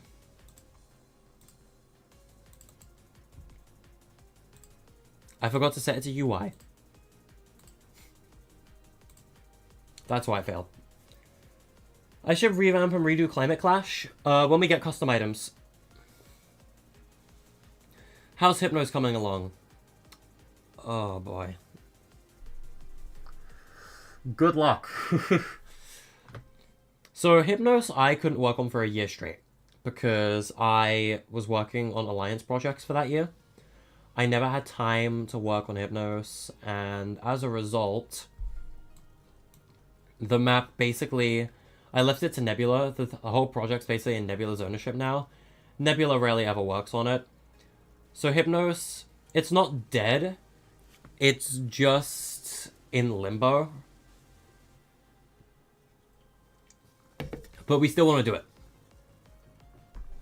Hypnos is still important. And to show you that Hypnos is still active and still relevant, Canopy is in Boss Battlegrounds. There is a Hypnos POI in this game. I just realized I do actually need to adjust this a little bit. there's some missing paintwork here in Canopy, and that's a problem.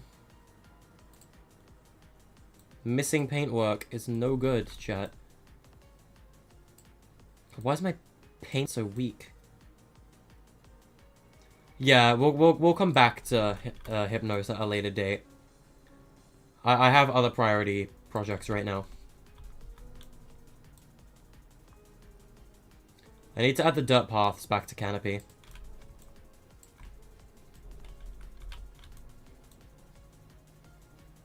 Because they all go, like, into the, They all connect to the main road.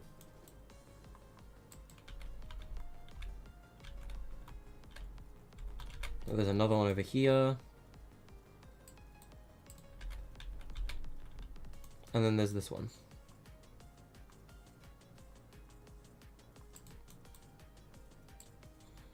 I go to the forest layer, and I remove that hideous forest paint that is overlapping the pathways.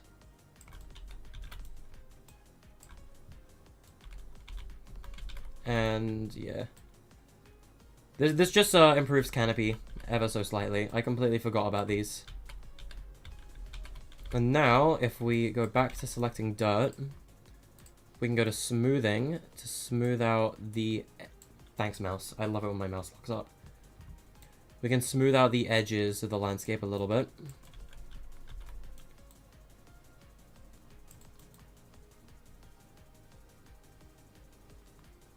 Like so. Just makes it a little more of a smoother transition between the dirt and the grass. Just looks a little nicer. Paint blending and smoothing is the best. I love paint blending. There we go. There you go, Canopy's pathways are back. The pathways it was, for some reason, missing.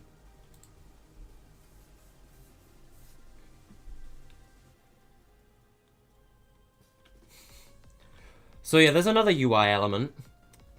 So this is the loading screen. This will happen every time you teleport to a different arena. The loading screen UI is obviously unfinished. This will be the image in the background. Will be the map render. But it's a placeholder for a placeholder. It's Gobble's eyes as to the background. It's really stupid. Yeah, there you go. Canopy is just a little more complete. But yeah, Canopy is a combat arena in this map. And I'm tempted to add ascenders to get up to these trees.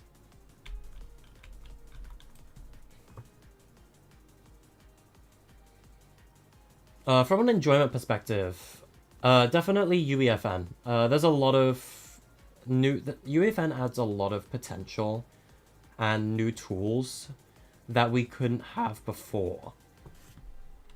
So we have a lot more wiggle room and stuff to work with now. Like Canopy, this wasn't possible back in 2022, you know? Like it wasn't possible to make the Canopy. You're playing Inaba. Inaba late game is basically a Zone Wars. It's essentially a Zone Wars. You would need multiple people to play that with you. None of my maps are really single player. They're all multiplayer games. You could play Among Us Airship, because that has like AI guards that you can shoot, but like, you know, where's the fun in that? But yeah, Canopy from Hypnos is on this map. Am I cross-eyed? Am I actually cross-eyed? I hope not. I'm looking at my other screen right now. Yeah, Risky Reels is here. So, you know. There's the looping gif of Gunner punching the foundation. God, I really hope I don't go cross-eyed. If I go cross-eyed, that's really awkward. I hate that. Yeah, there's Cube Town and your Convergence or whatever you want to call it. There's the prison. There is the Flotilla. The Agency. we've got the rig, IO tilted from the hit game, IO tilted gun game. The shark is here as well. Block Island, the main arena of the game. And currently Nitrodrome. I will be adding a 12th POI to the map later. I'm probably going to do that next, actually. And the 12th POI is going to be Raid Isle, which is going to be where raid bosses are fought. You'll be able to fight in Raid Isle even if there isn't any raid bosses, but it is where raid bosses will be.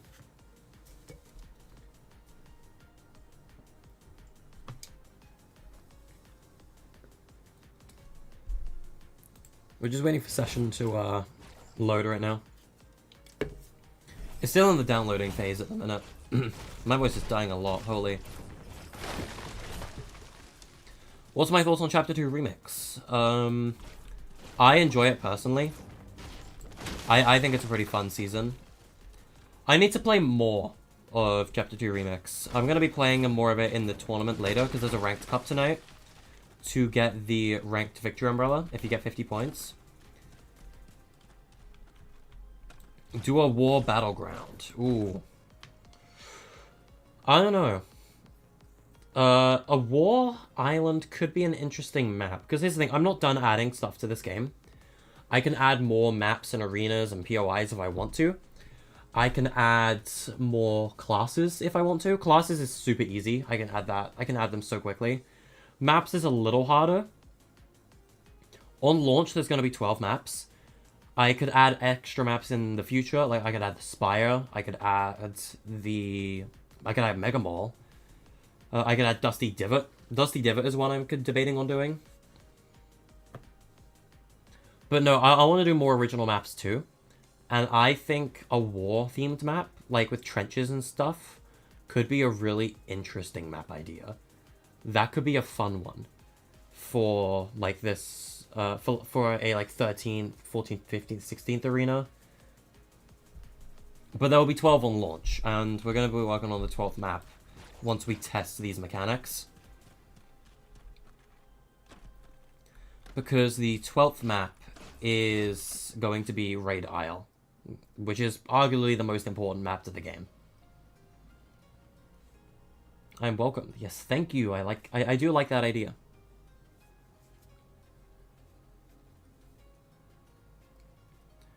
Are we loading in? Yes, we are. Alright, let's test those new mechanics.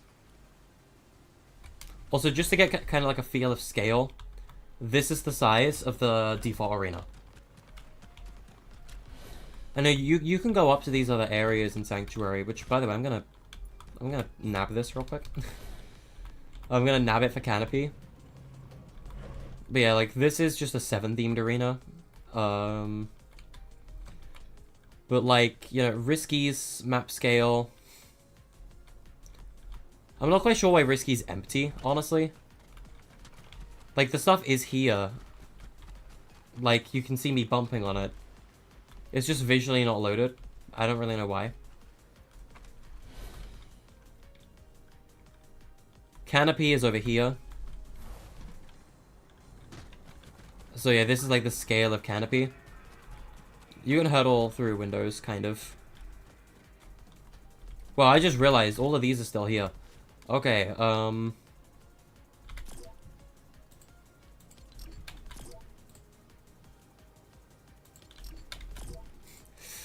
these should not be here.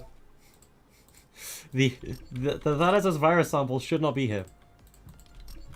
But I think it's cool that they are here, so I'm gonna keep them.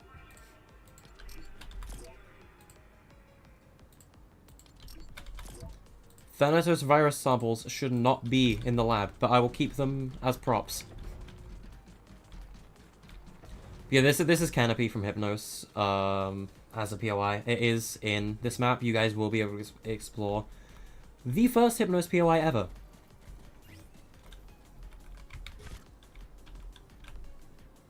Get rid of that device. It doesn't need to be there. But yeah, Canopy Vault is here as well. There's nothing in the vault, but I just realized these are IO documents. Do I have the NSL document? I don't know if I have the NSL document file in here. If I do, I'll apply it.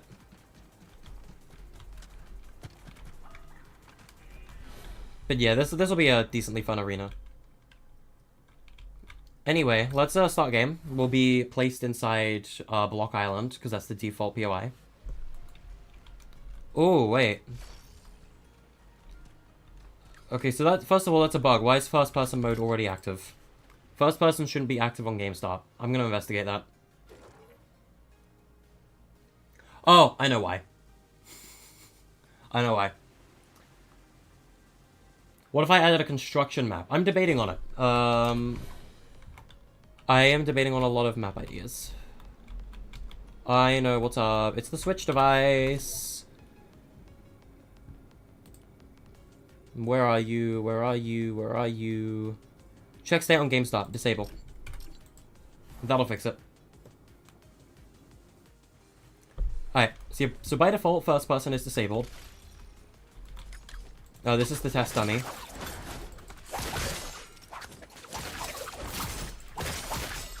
You wanna play this map really badly? Thank you. I mean, this map I do aim to release before the season ends, so... You know. So let's test first person toggle, first of all.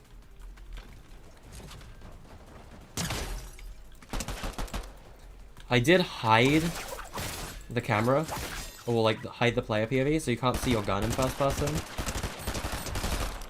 But it does allow for some more interesting stuff here.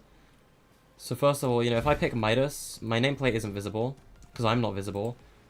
Let me toggle first person, and you'll see that I'm Midas. But if I go into first person mode, you know, first person's scuffed, but I can still throw the mythic goldfish. I need to set up a mutator to clear items like that. Let's see how some of these other characters look in first person.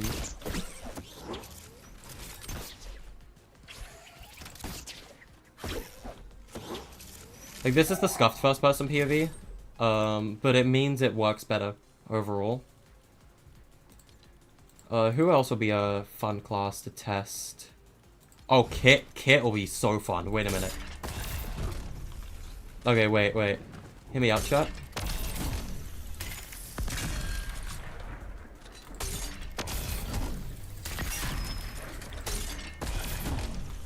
Okay, I need to get a better, like, launch angle. Okay, you know what? I'm gonna reload my shotgun real quick.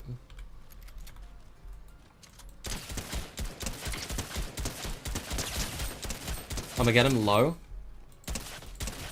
so that he's practically one shot. We're gonna show how first person can be fun. I missed. We're gonna hit it. We're gonna hit it, chat. We're gonna hit the first person charge shotgun trick shot. My aim is terrible. Oh my god, my aim is ass. How am I missing this badly? I give up.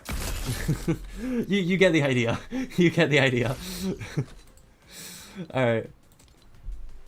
Who else could be an interesting one?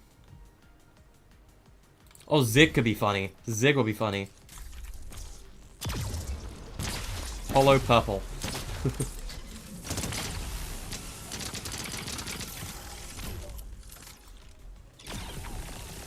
You don't see the laser beam if like the player's hidden for some reason.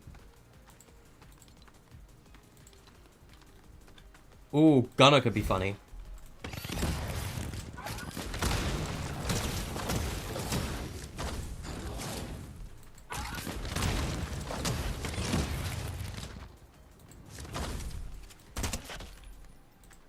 Yeet a grenade at him.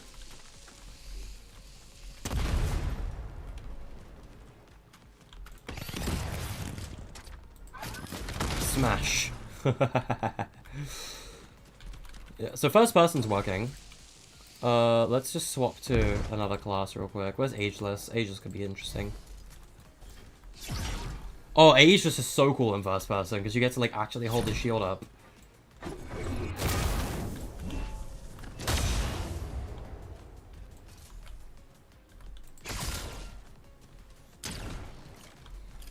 But yeah, this is just, like, you know, kind of standard generic first person. But if I go to rankings, the ranking UI is working by the looks of it. So it tells you can just close UI. What if I did Pleasant Park? I was debating Pleasant Park, actually. Pleasant Park was one of the ones I was initially kind of iffy on. Because, like, the landscape can be difficult. I can add dummy bots. Yes, this is an NPC spawner.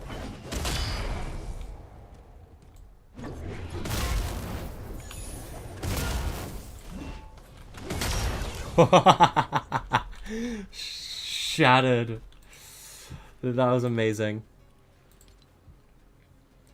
Nah, honestly though, Paradigm is probably the most broken class.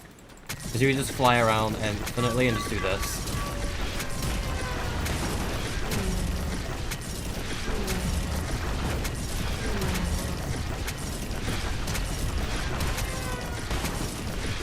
Like, does this look fair to you, chat?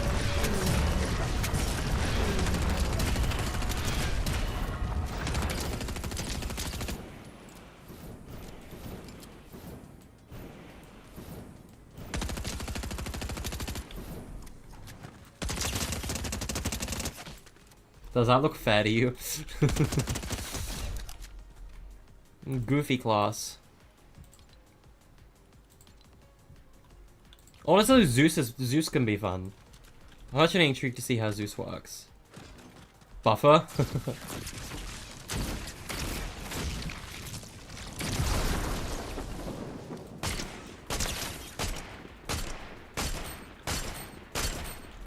You can't use scopes in first person. She's too weak. 100% F tier. I smite thee. Yeah. No, some characters are going to be pitifully weak. Some are going to be better than others. I mean, I think Hades is personally pretty good. Because Hades can do a lot of damage really quickly.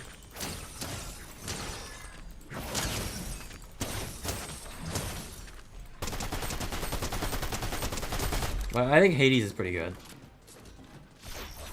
But nah, honestly, most fun class. This is actually, I need to FPS toggle for this. I need to FPS toggle because... Oh my god, where is he? I need to try this in first person. How does Thorn work? Obviously, you know, Phil Pez is not great with first person. Wings of Icarus. How do these work in first person?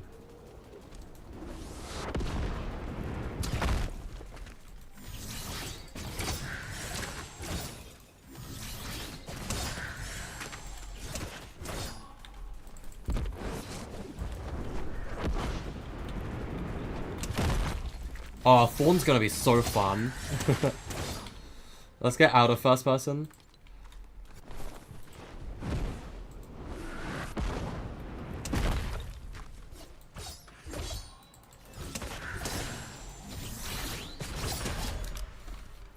Like, Thorn is gonna be a very fun class. Because he gets wings because he can fly in his boss fight. I think Thorn might be one of, if not the most fun class in the game. I think Megalodon has potential to be the most fun class, though. Because you get Nitro as well as Nitro Fists. So I could just do this and just wombo combo. Charge into you. Fist punch, slam. I need to get a Nitro kill. Hold on. I need to get a Nitro kill. So, like, what you could do, right? I'm gonna wait for my charges to recharge. Just so I get at least, like, 3 to 4 charges. Megalodon has amazing combo potential. I just thought of a really good combo for him. So, you know, we're just gonna wait a second. We'll be doing custom health UI as well for this map, by the way. It'll be a radio health bar. Alright, let me wait to get, like, 4 charges. Alright, watch this. So here's what you do, right? You nitro bash. And you do this. Okay, I think I messed it up, actually. Hold on, let me just kill him. So here's the thing, right? You nitro bash. Go up. Land. Do this again. Land. Punch him. Launch him back. Sprint forward. Nitro bash. Go up. And then slam down again. I wonder if there's like a better way to do that. UI gonna be buggy as hell on console? It's actually not, because of the way I set it up. So on console, the way this UI works is UI on console looks for buttons that are directly adjacent to each other. So the UI which should work on controller. And you know what? I can test that. I can probably test that right now, actually. So let me just you know, nitro kill this man. Oh, that's the combo. That's the combo right there. You see that? Like, uppercut, nitro slam down, nitro bash. Get the nitro kill. And then, like, rinse, repeat. It's like Doom spamming foot dive. Alright, hold on, let me get my controller. Because I have my controller stashed in here. This might turn my Xbox on, which I'm gonna hate. I do have an available USB slot on the top of my PC. So if I plug my controller in real quick, and we swap to controller to move around. Alright, I'm on controller right now. And we can see how well the UI performs. Okay, how do I play on controller anyway?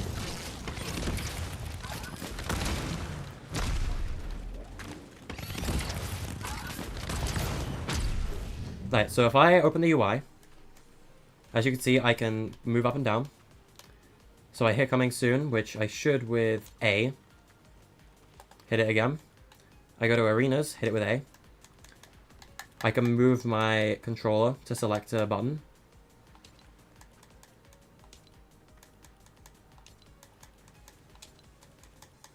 Yeah, UI's working fine. And then I can change my class too. So if I wanted to be... Let's be the Herald. Yeah, no, I will be setting up a deleted items zone.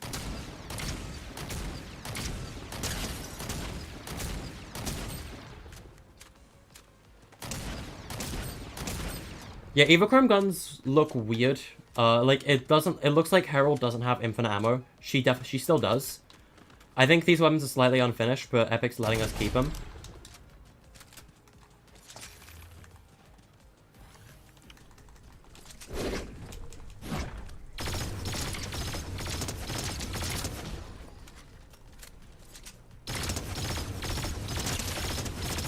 Just so you know, I'm not a controller player in the slightest. Like, I can't play on controller very well. I need to enable pickaxes as well. I want players to be able to pickaxe each other. But no, honestly, Megalodon definitely has the best combo potential. Because, I mean, look at this. The fact that I'm already able to find a combo with Nitro Splash and Nitro Fists alone. It's shoulder bash. Up.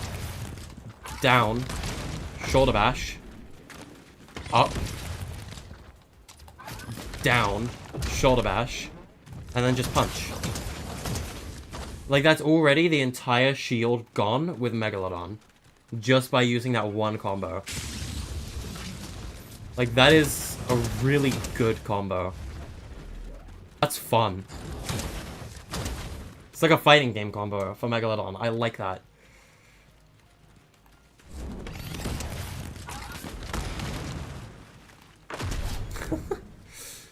That's fun. That's a really fun combo. Dude, honestly, I might be a Megalodon main now. Just because that's really cool. Because initially, in this map, I was going to main Gunner. But yeah, here you go. Here's your proof that UI isn't buggy with controller. Map Titans. I have not played Titans. I don't know what it is. I was initially gonna main Gunner because I thought Gunner was just better Megalodon. Because he's got more range capabilities. He's basically Megalodon but ranged. Because Gunner gets infinite grenades because he uses them in his boss fight. Obviously he gets the SMG, which has good range compared to the combat shotgun. And obviously Nitro Fists. But Gunner doesn't get Nitro.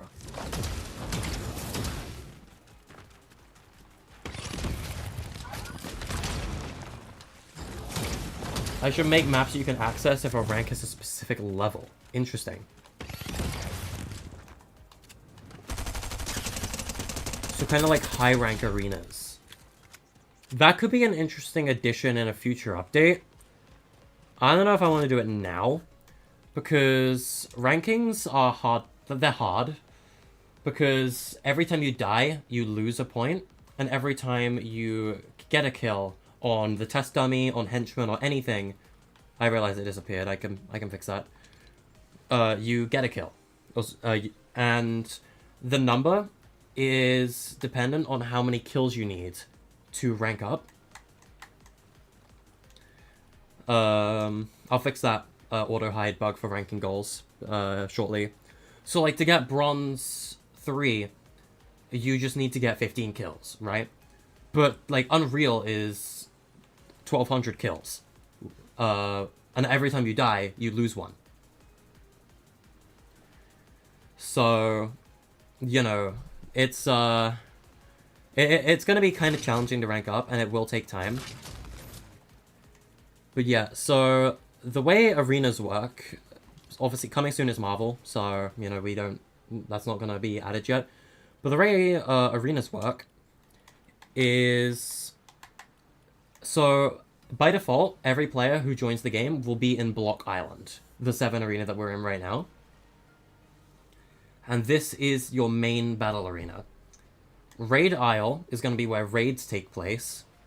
And if you want to change your arena, you're going to have to manually switch to the arena. And this can kind of create private battlegrounds, in a sense. So if you're playing on a public server, and you, like, found this kid who's really annoying you and you want to 1v1 him, say 1v1 prison.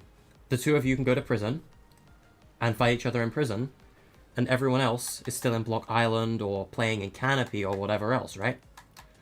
So all the POIs that you can go to, every POI is the same. Some POIs do have some unique mechanics to them. Canopy is probably going to have ascenders on the trees. I don't know yet. But Canopy is the first original Fortnite POI that isn't exclusive to boss Battlegrounds. So, yeah, Canopy is there specifically to kind of promote Hypnos a little bit. But also to just add a couple of, like, original POIs, you know? Prison from Chapter 1 is here. I'm shaking a little bit, Jesus. Probably because I haven't eaten today at all. I've not eaten a single thing. Maybe I'll get breadsticks or something in a minute. Hold on. Risky is also kind of generic. Rig is generic. Like, I don't think... I mean, Rig, I could maybe add some, like, TNT kegs or something. Agency is also generic. I might add some turrets to the Agency. Like, some of these POIs, like Rig, Agency, Shark, I might add some turrets to them. To kind of give them that kind of spy theme. Fortilla would probably have turrets too. Fortilla's main mechanic, though, is crash pads. Because there's crash pads in the water. Convergence, it's... I mean... Do I even need to say what the mechanic of this map is? The mechanic is bouncy bouncy. IO tilted. Core mechanic is going to be... Ascenders. And I might add... If I have the memory, I might add the... What's the cannon? Siege cannon. I might add siege cannons. And Nitrodrome's main mechanic is Nitro Rings and Celeb Cacti. So you can heal if you're in the Nitrodrome.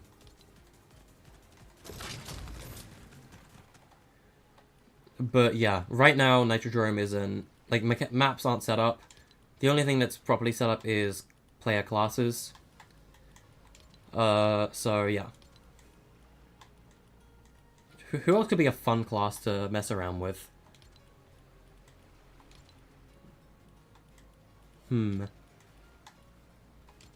I guess we could mess around with Carver a little bit.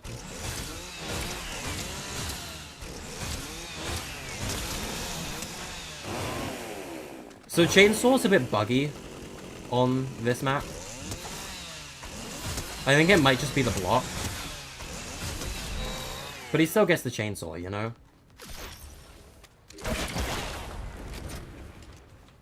I mean, that Ultima Carver's gonna be kind of wacky.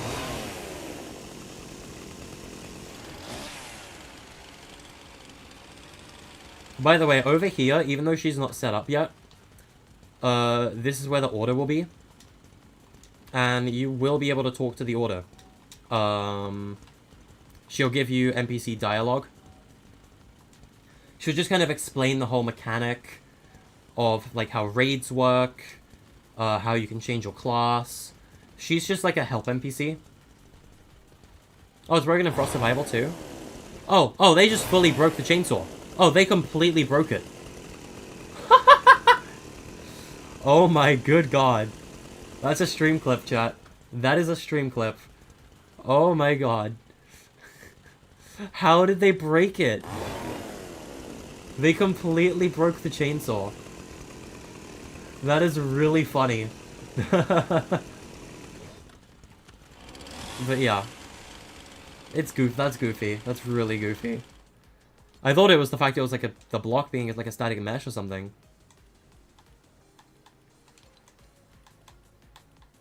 Who else? Okay, here's a class that sucks. And I'm going to explain why Relic is bad. Relic sucks for this reason alone.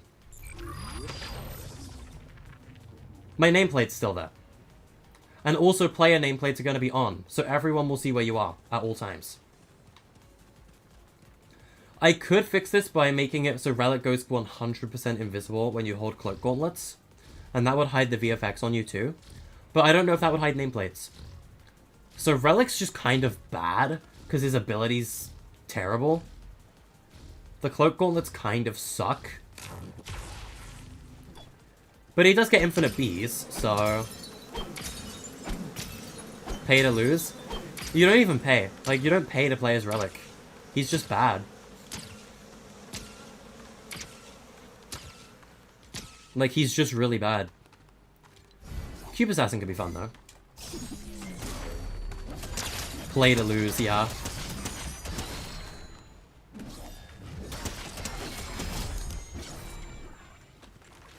Because Cube Assassin just gets all the sideways stuff.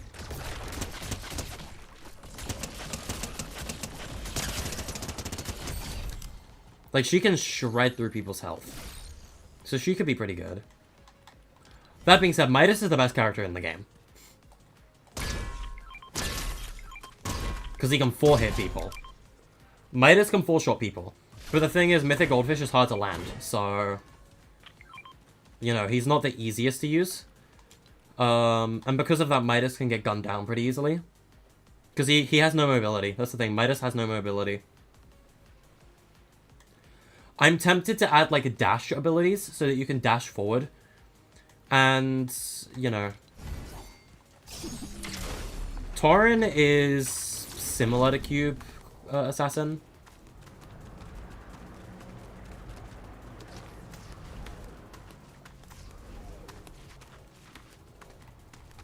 I mean, she's not great. How do I exit this mode again? I forgot which, like, button it is. No, I don't want to eat another one. That just extends it. How do I get out of... How do you get out of Shadow Flopper mode? I forgot how to exit it. I'll just wait for it to fade. A warehouse? Dusty. Dusty, I'm debating on adding in a future update.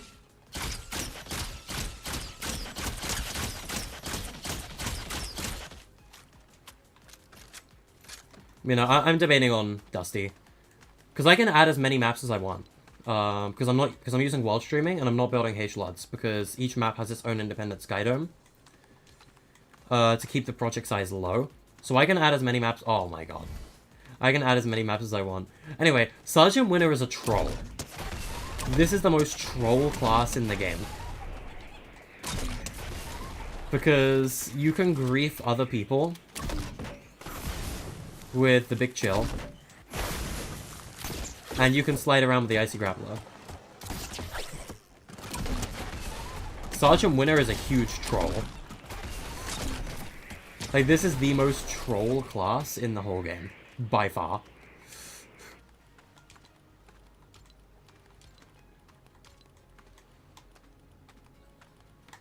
Honestly, though, I think Thorn.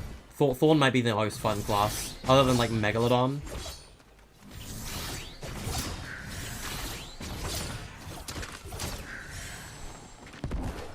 Double RPG.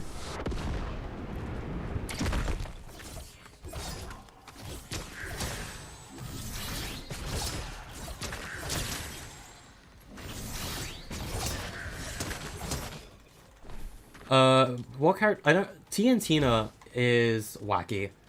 Because TNTina gets RPGs. Which I would say is probably better, slightly better than Pumpkin Launcher. She gets Dynamite. Because she throws it during her new boss. And of course she gets her Boombo. So TNTina is TNTina is a bit of a long-range character.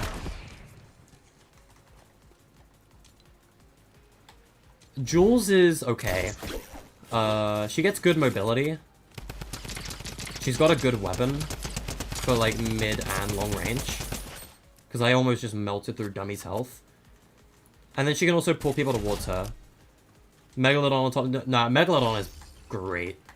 Megalodon, I'm convinced, is the best character in the game. Right now. Just from the fact of the Nitro combo.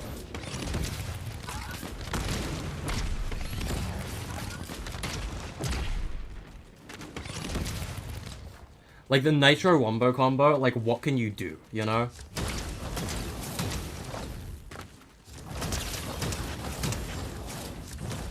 Like, Megalodon is busted.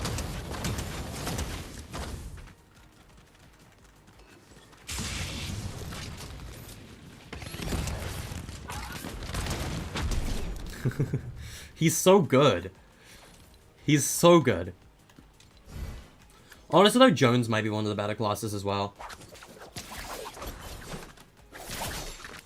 Because Jones can be really oppressive with the grapple blade if you know how to use it. Chaos Agent has all explosive weapons. I don't know about Chaos Agent. Keep every boss on 500 HP. Whoa, what the heck was that? Why'd I get a loading screen, the heck? So, players have 1,000 health each. It draws out the fight longer. And the main reason they get that much health is because of... It's actually because of Doom and Thanos. So, if we get Marvel projects... Because here's the thing. The Coming Soon tab in this map is Marvel characters. For when we get Marvel projects. It's inevitable. We all know it's going to happen eventually. And that will add all of the Marvel mythics to the map. And Marvel classes. I don't know if we're going to get Doom and Thanos. Specifically Ultra Doom and Thanos. If we do, I don't know if they're going to be like the Infinity Blade. And I don't know if they're going to change the way your health works. So, Doom and Thanos, as far as I'm aware, both have 1,000 health. So, for balancing, that is the reason everyone has 1,000 health outside of drawing out fights. It is because of Ultra Doom and Thanos.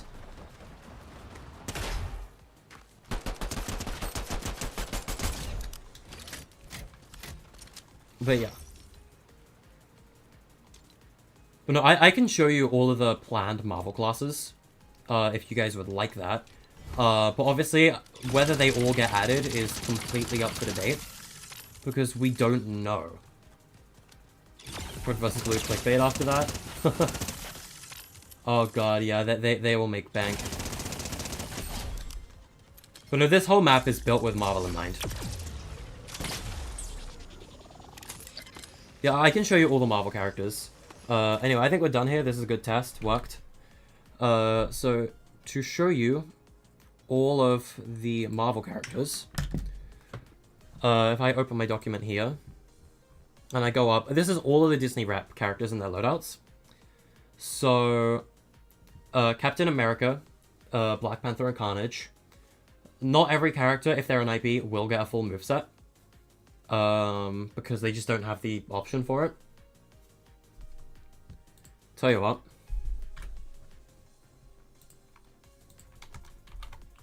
I'm gonna fix Falcon real quick. Because you should be able to use your items while flying if you're playing as Falcon.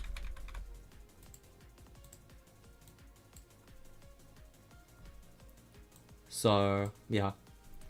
Just upgrades Falcon's moveset, just the tiniest piece. But yeah, so this is the Marvel loadout. So, Black Panther would get kinetic armor and Shuri's claws. Sam Wilson... I'll get to Carnage in a minute. Sam Wilson gets the... Yeah, we're doing Sam Wilson instead of Steve Rogers, just because he gets more moveset potential. He gets dual SMGs, flight, and cap shield. Carnage... The reason Carnage gets a gun is because if he just has the symbiote, he has a long cooldown before he can attack again.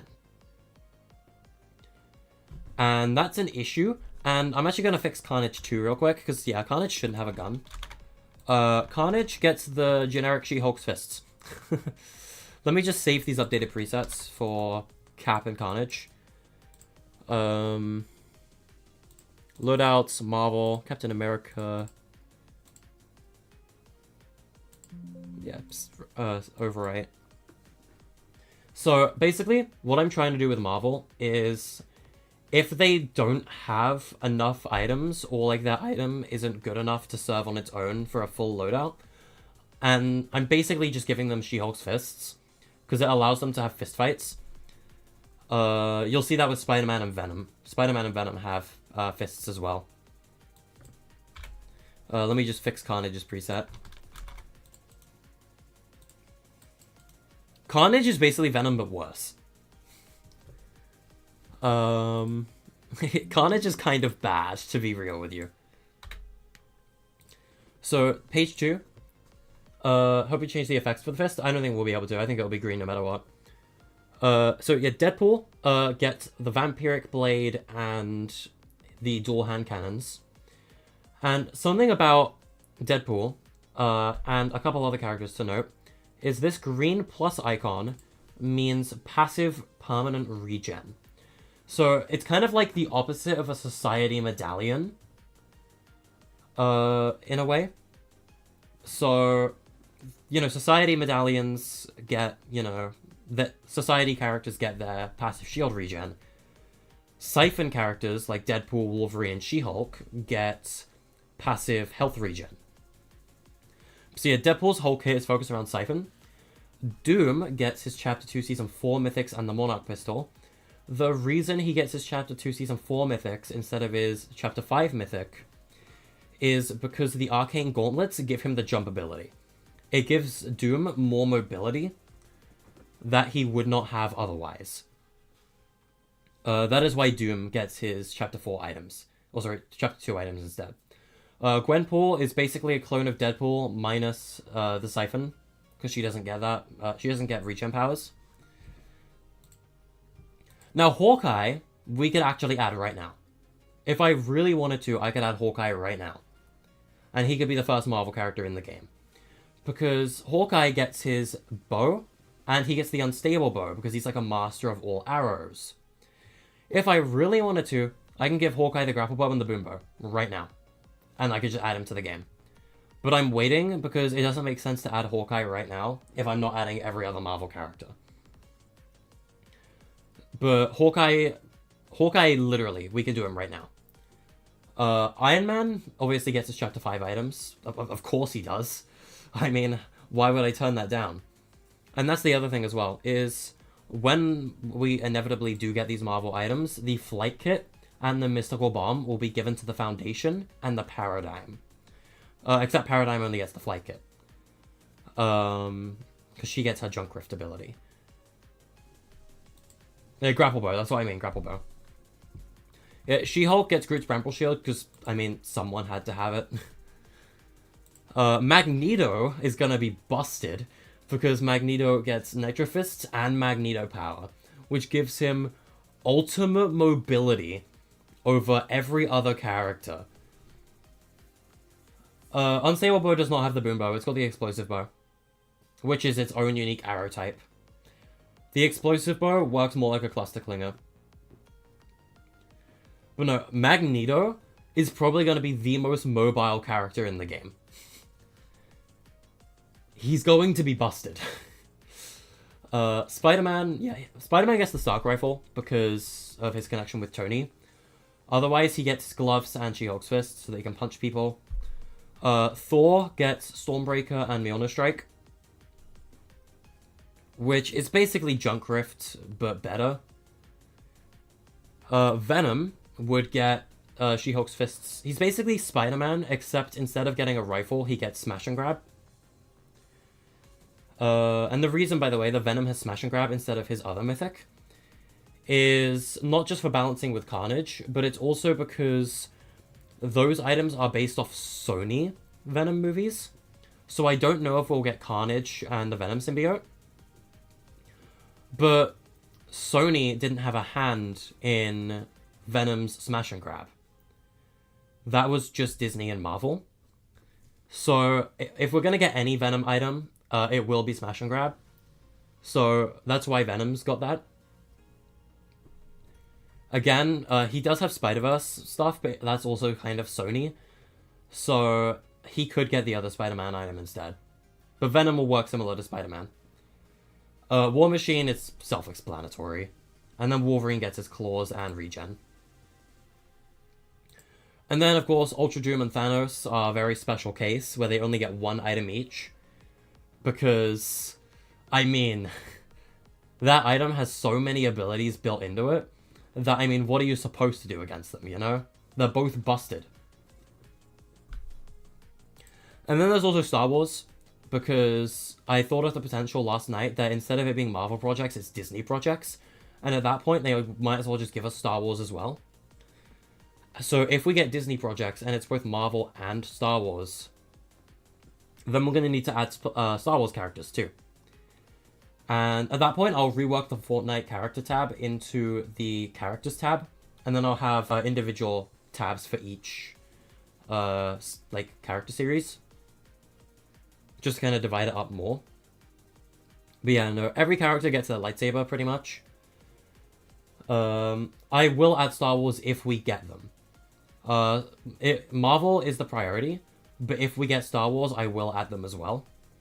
And the only reason Star Wars is here is because Star Wars is also owned by Disney. Because here's the thing. If Marvel projects are a lock, they're gonna happen. But there's also the potential that instead of Marvel projects, it's Disney projects. And if we get Disney projects, they're going to add Star Wars as well. Because Disney and Marvel are both Star Wars.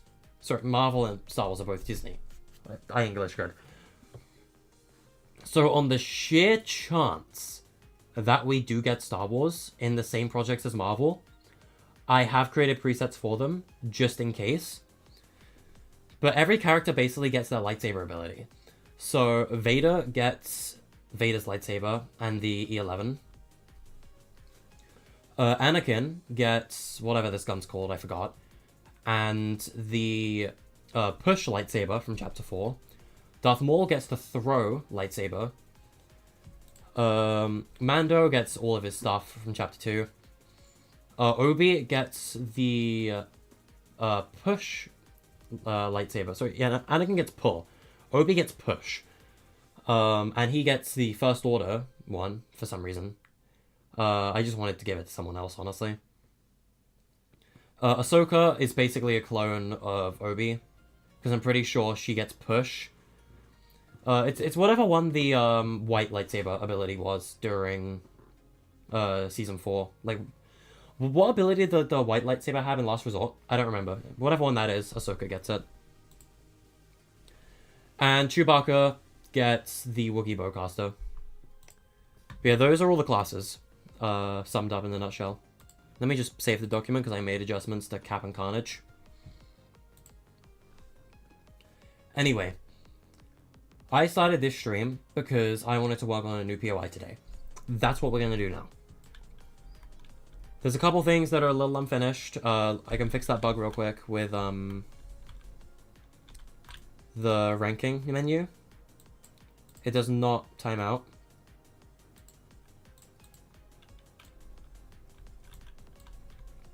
But we're going to make a new POI. The Raid Isle. And for Raid Isle, what I'm going to do is I think I'm going to duplicate Block Island's landscape. Where am I going to put Raid Isle?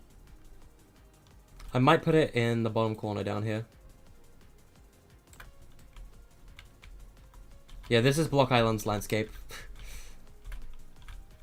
So yeah, here's how landscape works actually.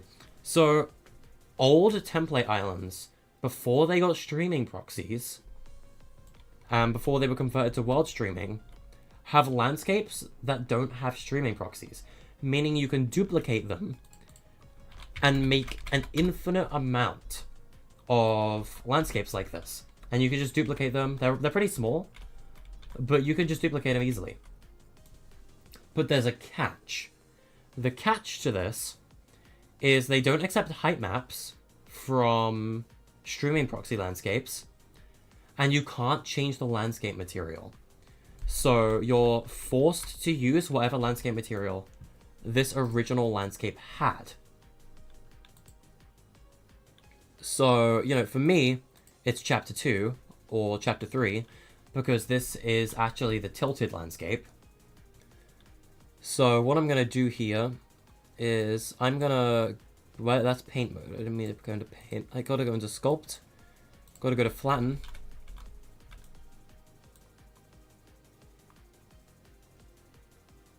Gonna flatten the whole thing out.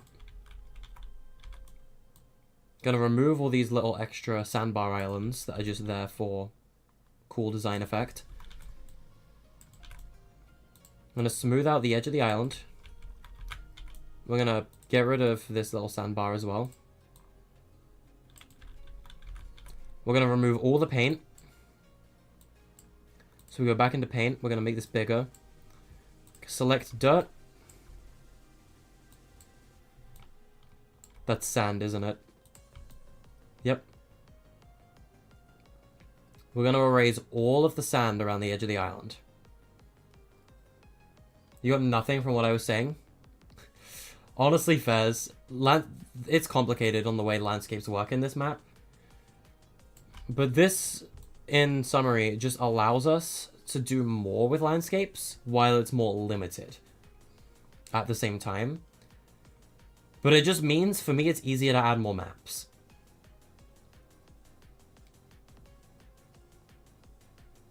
Which I like.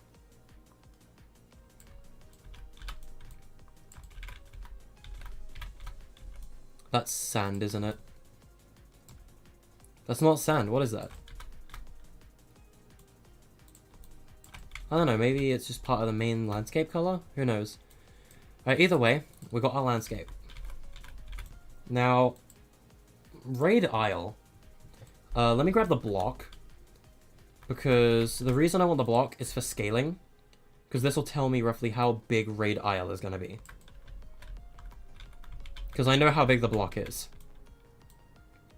And the raid bosses should be no bigger than the block. So if I would lower the block into like the ground real quick. That's a really good measurement.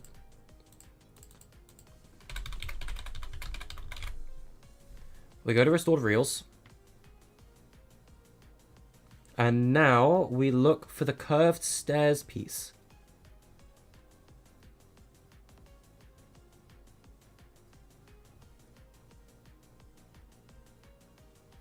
Like if we pull out the amphitheater,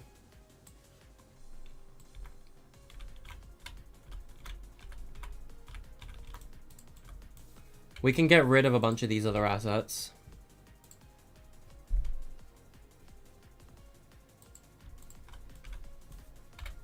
What is block out floor?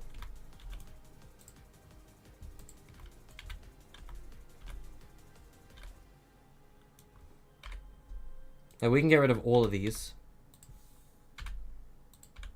And all of this.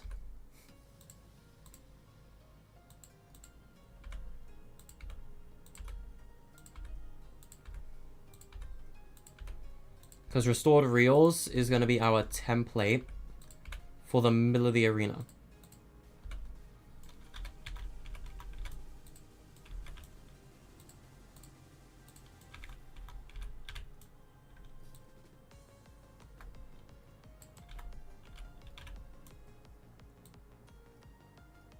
Dude, would you look at that?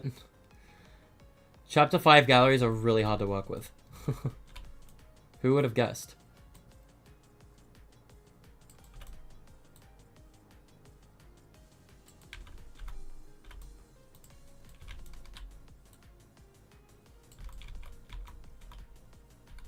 Hey James, how's it going? Is there any other similar assets to restored reels that would be like a massive help here? I want to get rid of all these foliage.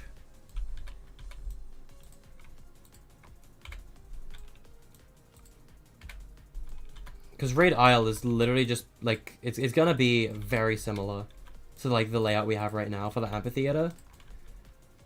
But it's gonna be a full circle. Great, I'm pretty good too, thank you.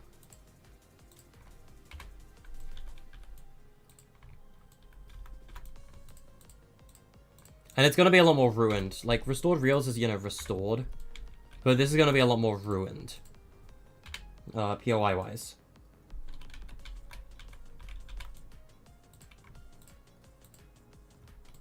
Try Colossal Coliseum. Yeah, I could fill up this spot with a Colossal Coliseum asset, that's true.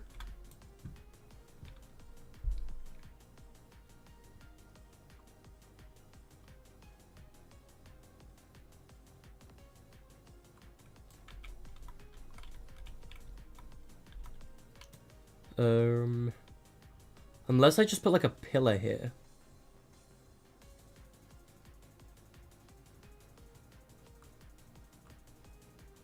No, this is all props.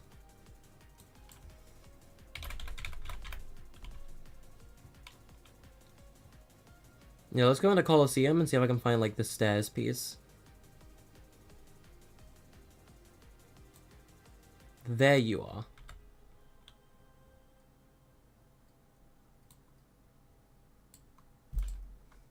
There you are.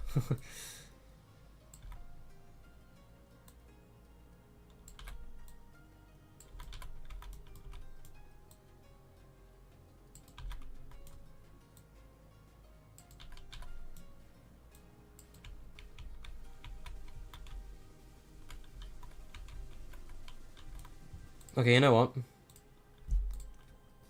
Undo. We're gonna undo all this.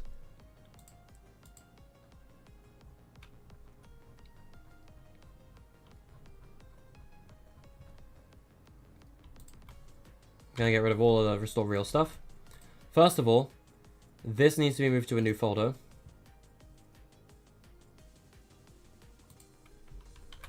Called Raid Isle. The block probably won't be here. This is just for placeholder reasons.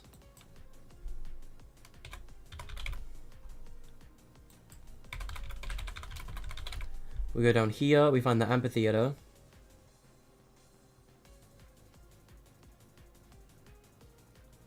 Why is there two of it? I don't know, it's wacky.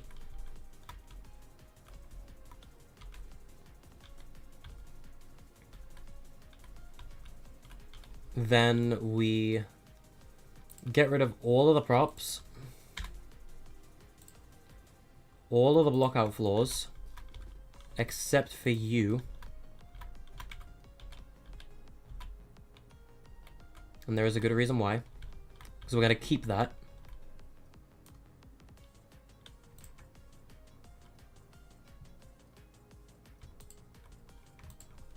Get rid of all of that.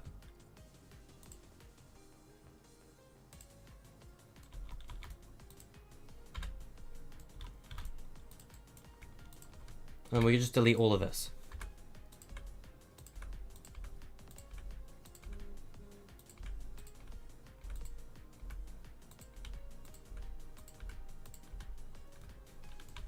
I'll also be getting rid of all of the concrete floor.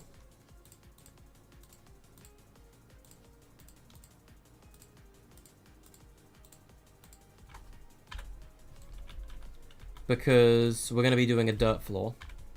Because it's kind of like a war ground, you know? Nothing's gonna be sticking around there for much time.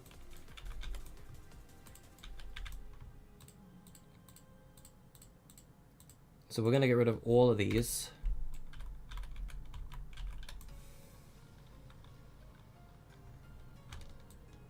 What? I forget which the bind was. That's the bind. Get out of here. I completely forgot I could do that. What's this shadow? There's like a shadow here, and I don't know what the shadow is from.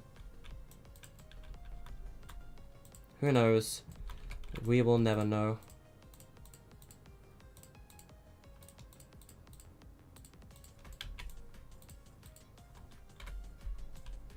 Alright. I was debating on Colossal Coliseum. I decided against it. If Restored Reels looks really nice and all that, it's not going to look nice by the time I'm done with it. Because we're turning this place into a war ground.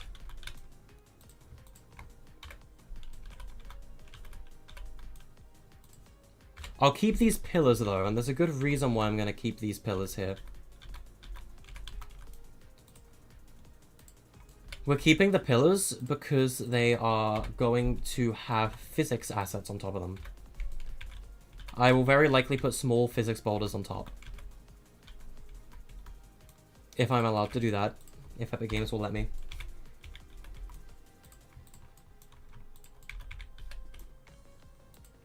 So you'll be able to like shoot down the physics boulder and, you know, attack people with it.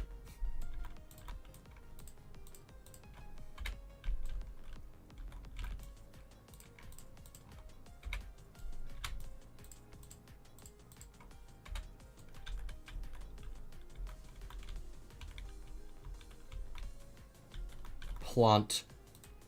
Be gone. Alright. So we've got a pretty bland looking amphitheater right now.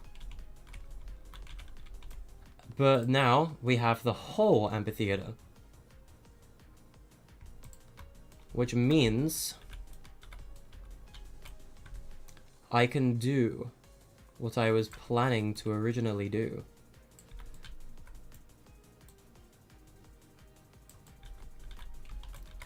And come full circle.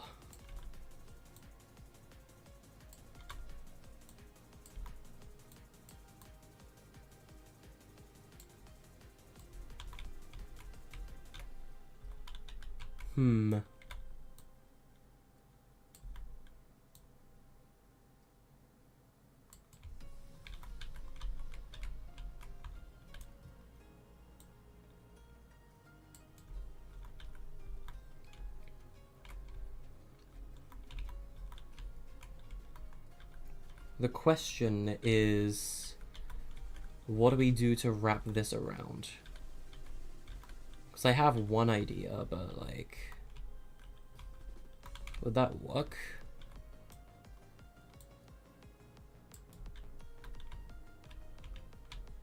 I'm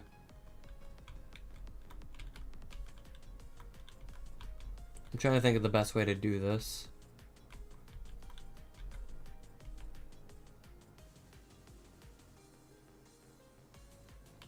Actually, I have a better idea. I know what I did wrong.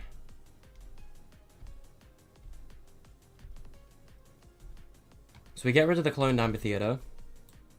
We clone it again.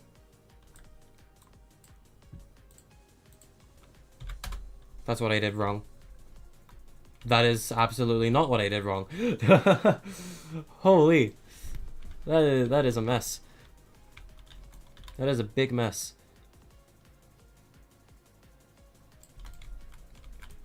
It's fine, we'll try and make the third work.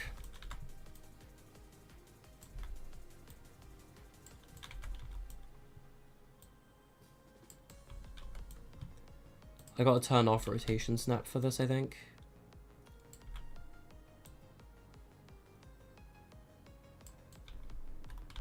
I'll clean up, like, the exterior of the POI. Like, all of these, like, outer trims and stuff. I will fix that up. And I know just how I'm gonna do it.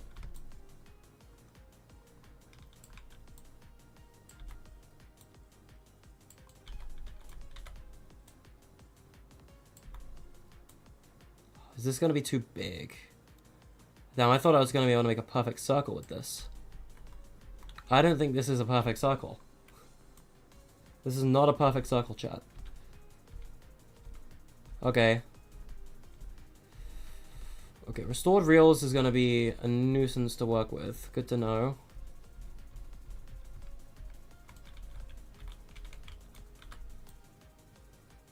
What the hell? Hey, yo.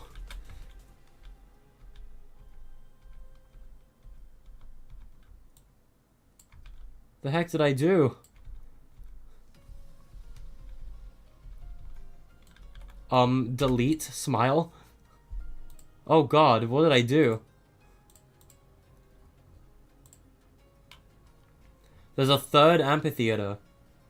That's what I did. Jesus. Because there's a second amphitheater inside this one. Yeah. Am I doing the same? I don't know, man. Yeah, smaller rotations, I agree.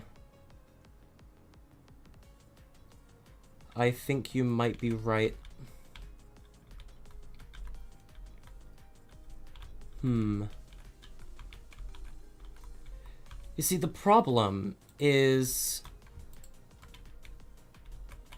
this isn't a perfect symmetrical. Like, this isn't perfect symmetry.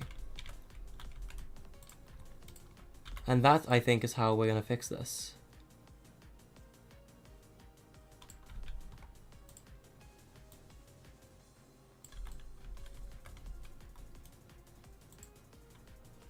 This rotation shouldn't be 150. It should be...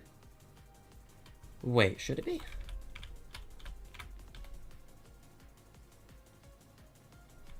What is half of 160? Well, sorry, what's half of 360? 180. Obviously.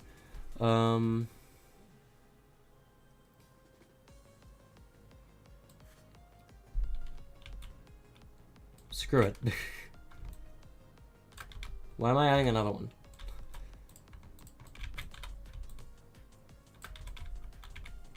These need to be like this.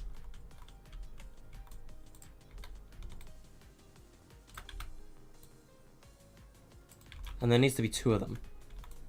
Like two of these.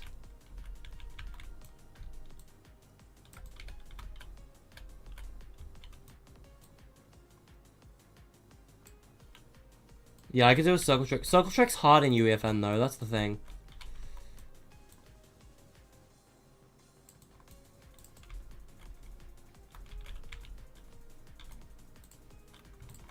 And then I get rid of these.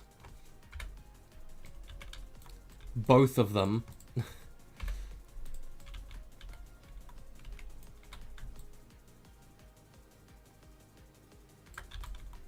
Now I've got ya. Okay, that's how we're gonna do this. This is how. As for the scale, Z fighting solved.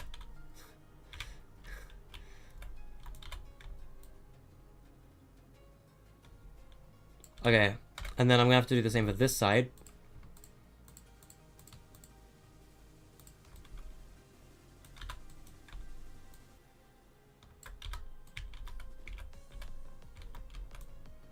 With the same result. Beautiful. That's half the arena. And now we just have to duplicate the whole thing and flip it. 180.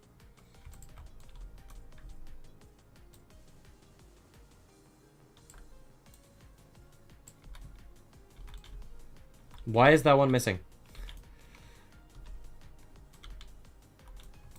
You. Join the other one. And now we just have to line this up.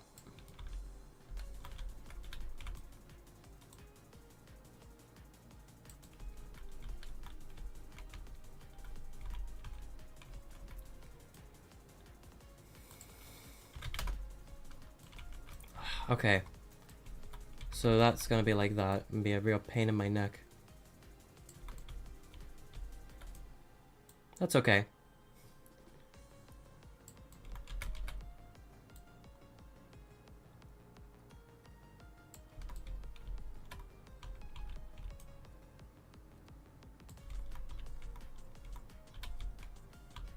That is fine. We'll make it work.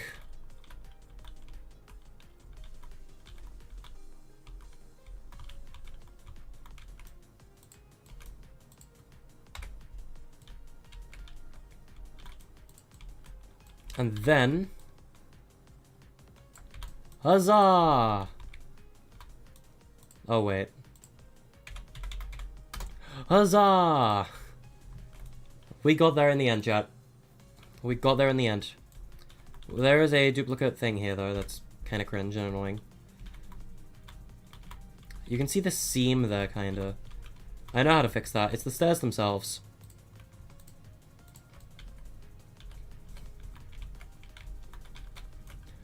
Are you not entertained? Okay, let's turn this off. And position it more centered. Like so. Why are you Z-fighting now?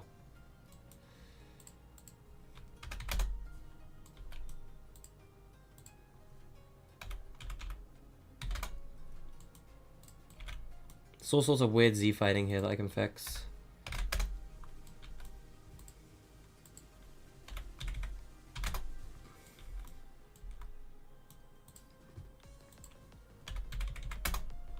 To fix Z-fighting, all you really gotta do is resize things to an element of like a decimal of 0.001.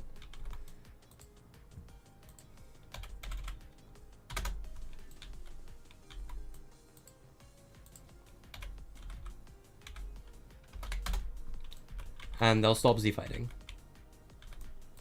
It's like a pixel lower.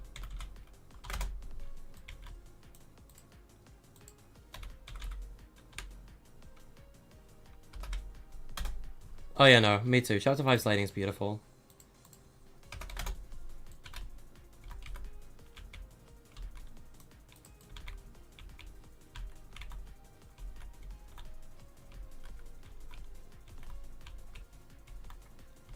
Oh my god, wait. I know what the problem is. There's 3 amphitheaters. Again. Get rid of this one. Problem solved. Almost.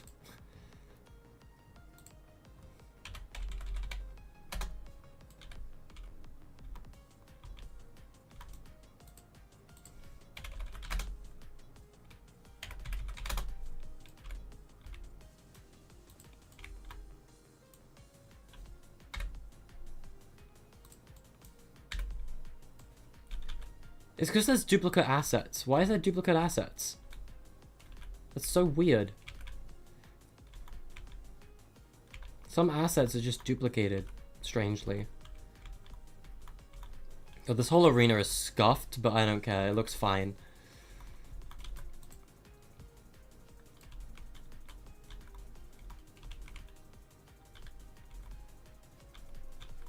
Oh, this is like the floor of the amphitheater. Oh, that's one big prop.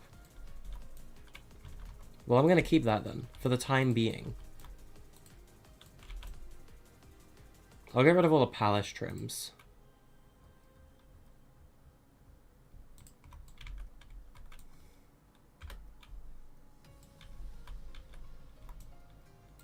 and all of that palace end caps.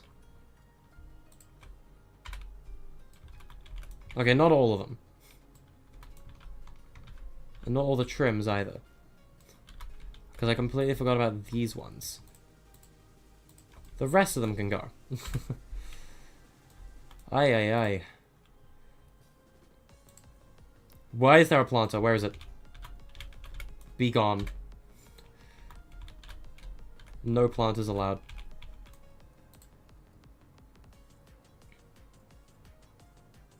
Get rid of all the end caps except these four.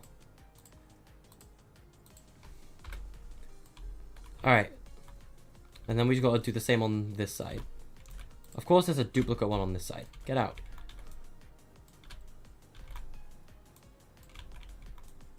I don't really care if that's sea fighting that much. Because they're all gonna be under the landscape anyway.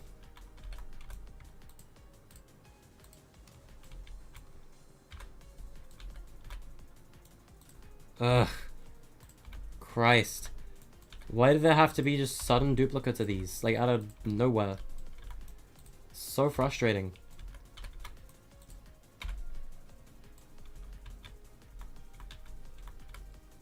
Like, they're all jittery because there's duplicates of them, and that's frustrating. I hate duplicate assets. They suck.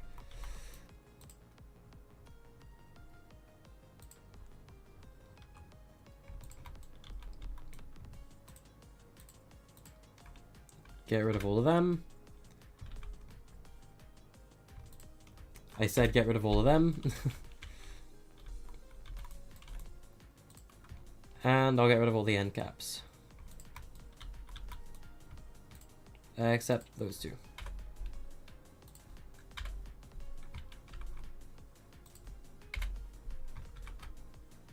Alright. Whew, there we go, we got there in the end. Now we need to do landscape.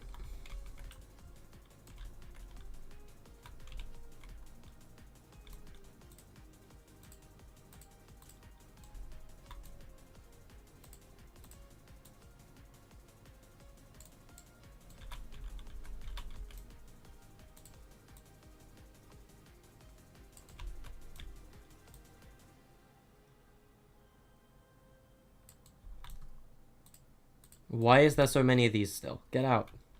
Stupid end caps.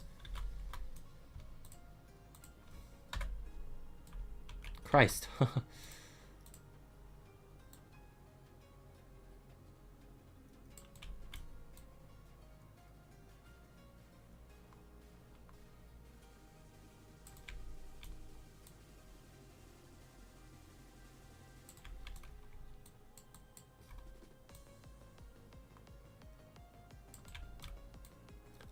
I'll have to be careful when doing the landscape trim around that.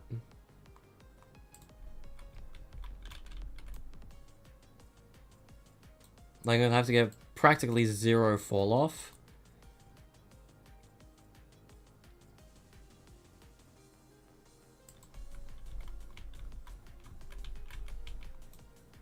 I might actually have to do that for all of this. And just cover this entire, like, platform up here. Around the edge here.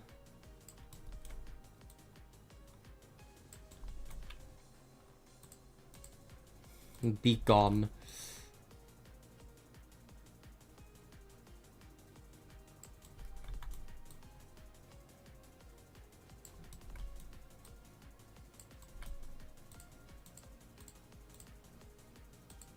I kind of wish we got Brawler's Battleground. Brawler's Battleground would have been like my ideal kind of design for the raid aisle.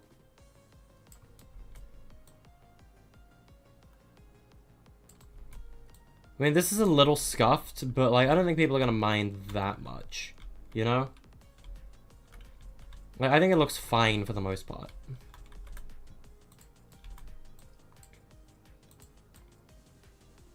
And of course, we can't forget there's landscape in the middle too, covering the block.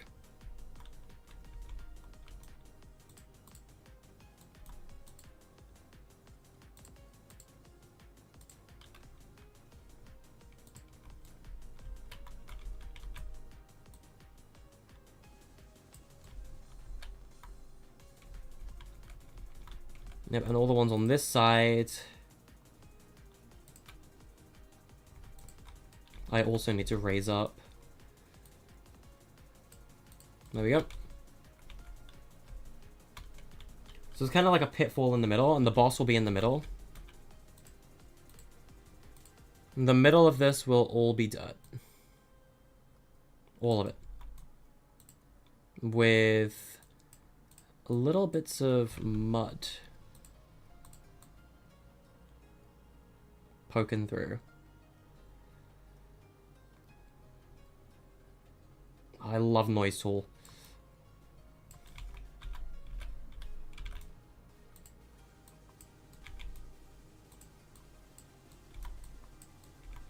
Look at that. Noise Tool, my beloved.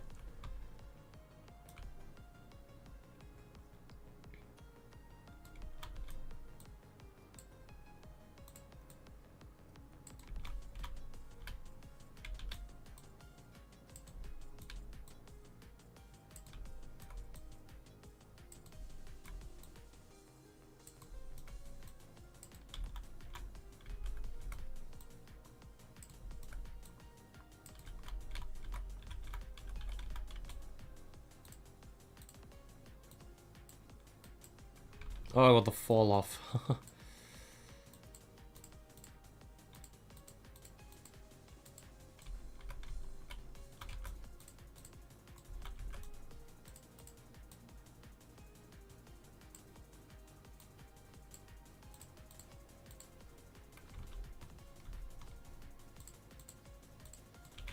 Close enough.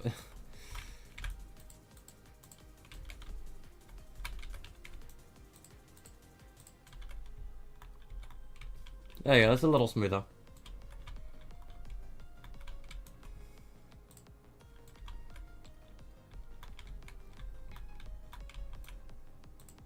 As for the rest of the landscape of Raid Isle, I'm thinking very mountainous. But not like that.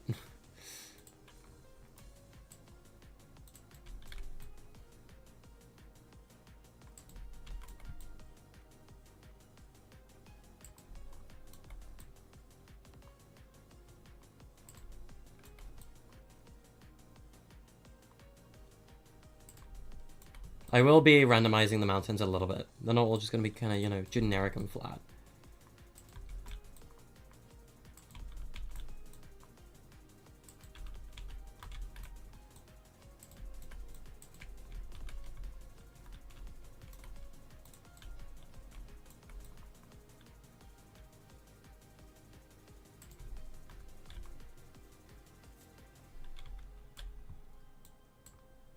And now we do noise. For addition, specifically.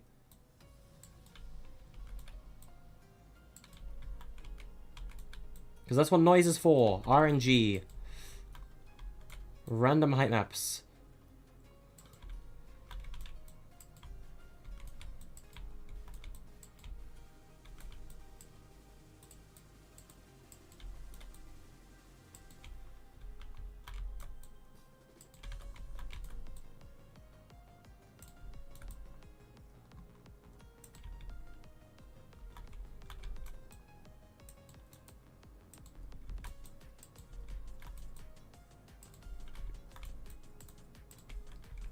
There we go. It's kind of like a more mountainous kind of area. And now we add much smaller scale noise to the surroundings.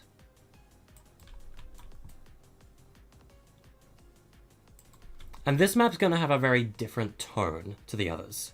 It's going to be darker, more brutal, if you will.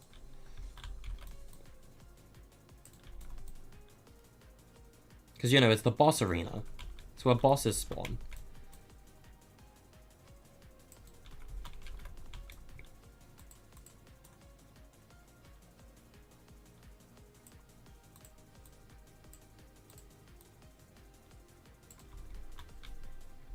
Yeah, so, like, the mountain kind of surrounding is, like, a lot more steep.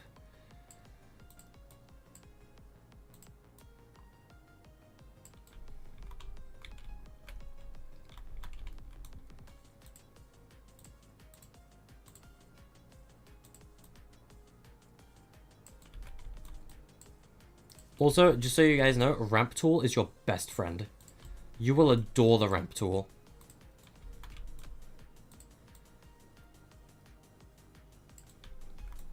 Make way for the path ahead. Because you just get to cut through mountains like this. And make a way down to where the ocean and the sand will be.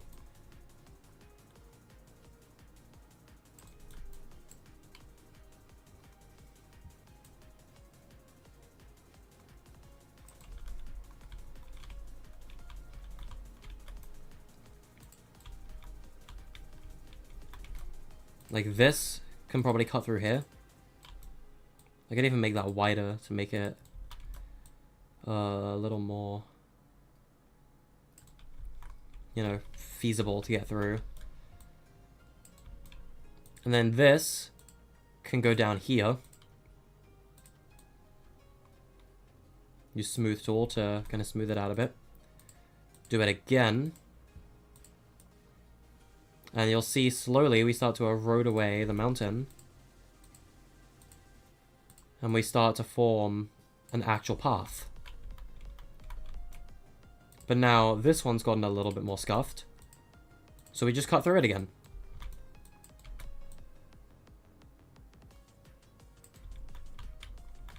And now we have a clean path down to this shore. Well, trust me when I tell you, you are going to adore the ramp tool if you use it a lot more often.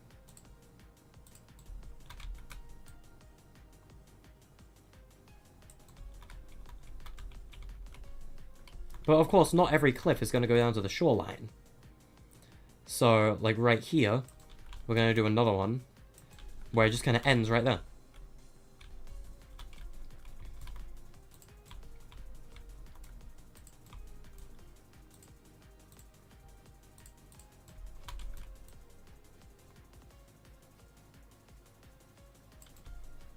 And another one right there.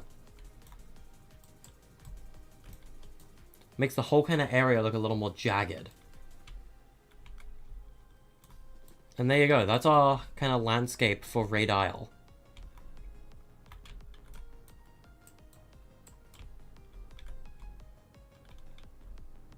I don't like this. This could do with some noise. Make it a little less flat.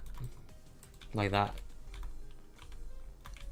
Same here. This is too tall for me. I don't like it. Like that. Haha. Beautiful. Now, obviously we're not done painting the landscape. Because Raid Isle is a very kind of dead island.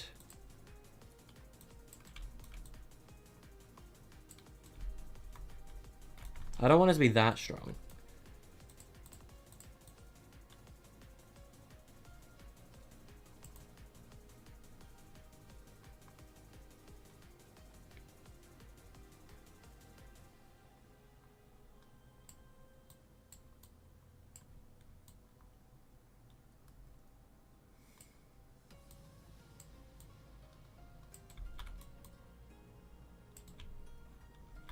So there's a lot of dirt around. It's very kind of dead. And we're going to do the same with mud. Or other dirt.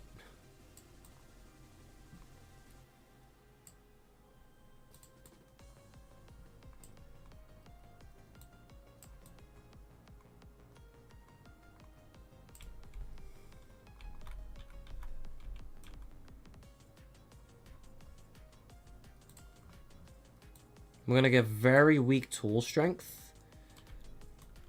And we're going to briefly go over the whole island with scree.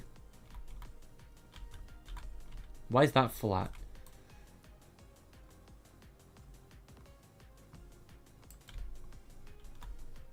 So now the whole island is basically covered in rock.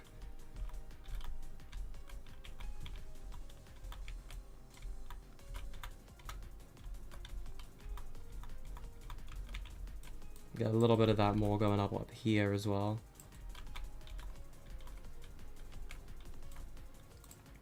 Yeah, we've accidentally made a couple of mistakes around the outer edge of the map right here, so let's go and fix that.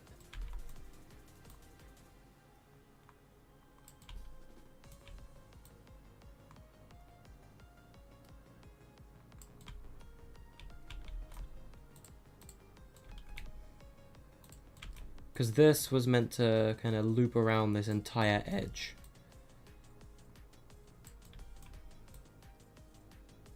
And when we were doing noise, I think we wrecked that. So let's go back and fix it.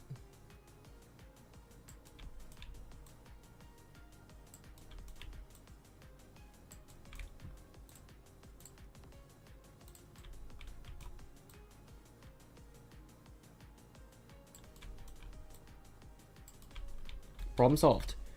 I do have to re-smooth it though.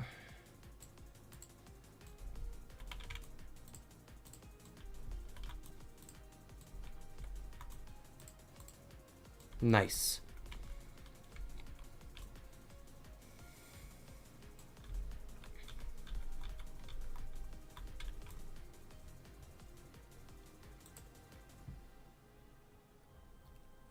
I'm wondering if I should make the entirety of the thing dirt, to be honest. Or at least like heavily tint it so.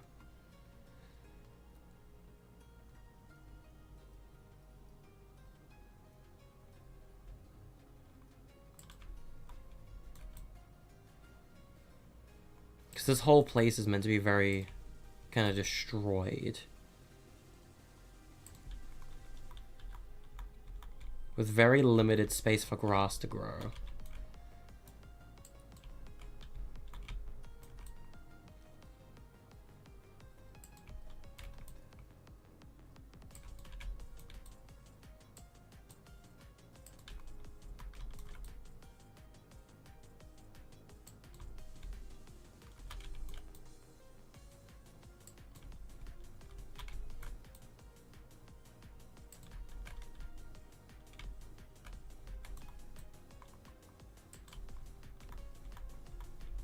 Yeah, alright.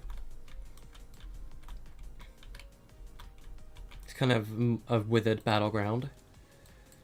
And now we're able to add paths to make it look a little more like something once was.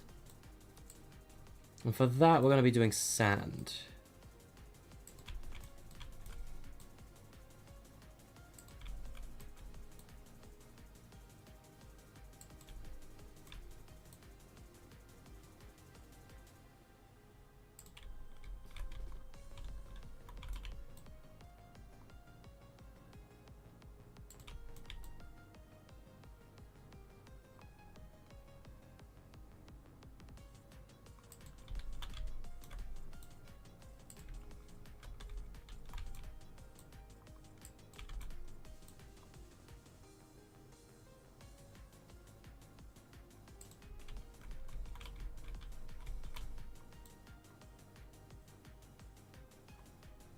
I will be smoothing this path out, don't worry.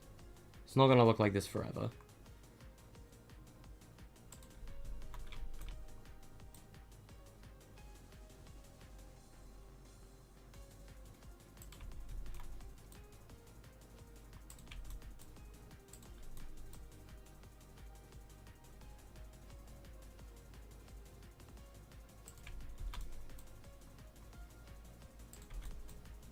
There we go. Another beach.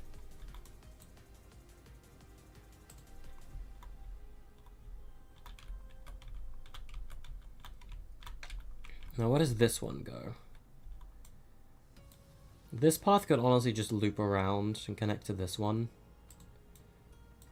Because all these paths around like the thing are meant to connect anyway.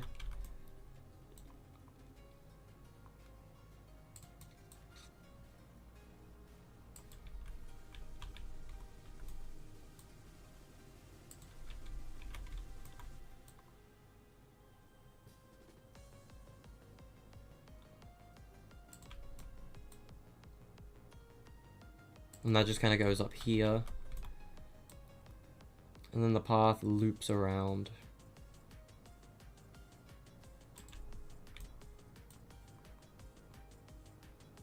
But we're not done yet.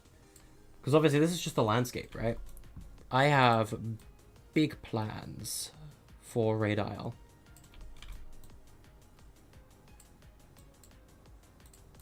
Increase our brush size. Not by that much, Jesus.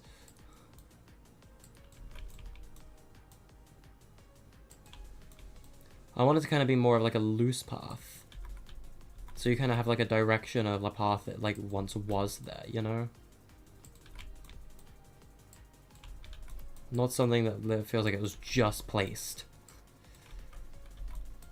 So the path is going to look very withered. Like the rest of the isle.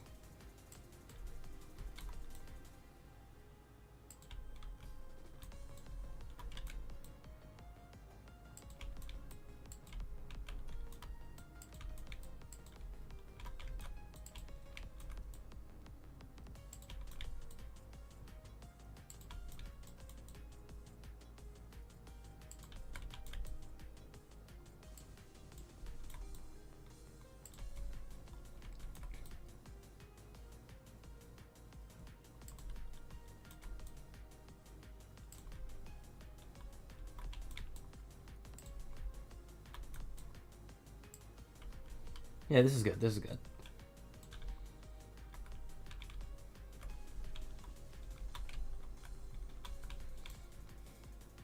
Oh, looks like we have some more paint to do. Yeah. We have the paint go up, like, up this side. And have it go around.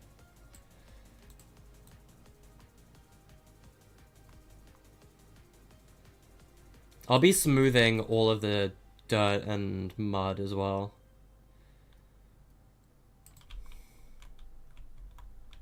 There we go. So the paths are done. So let's smooth all of the mud around the cliffs. Kind of make it look more tainted than just dirty and gross.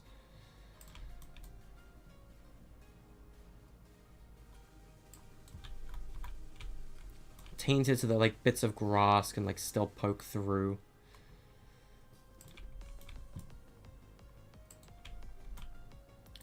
We'll do the same with the mud.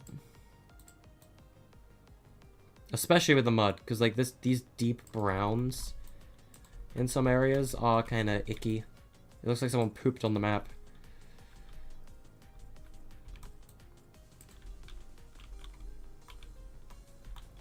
Better.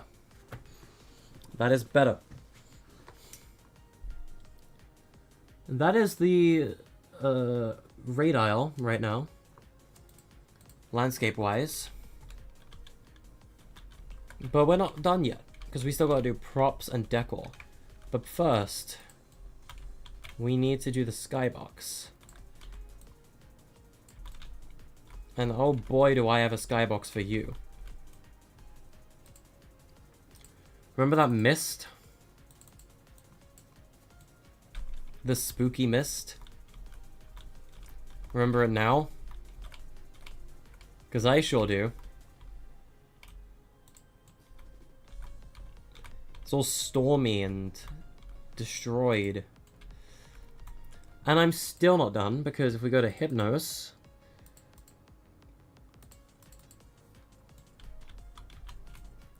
we have another mesh.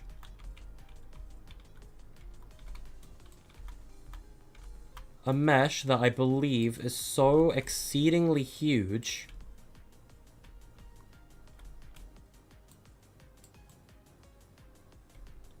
Is it huge or is it tiny?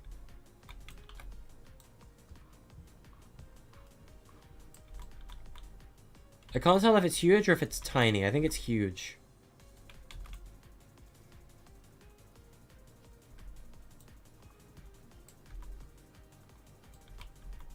Tell you what.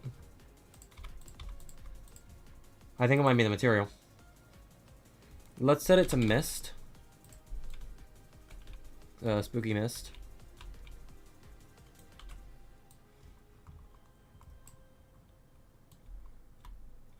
Oh yeah, it's tiny.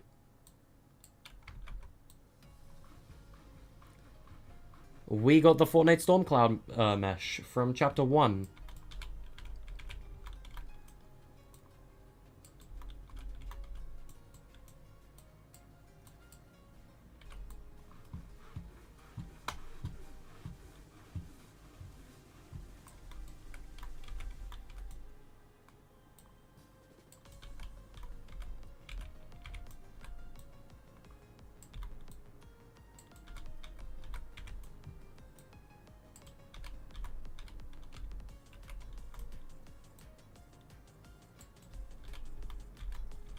And it's encircling the whole arena.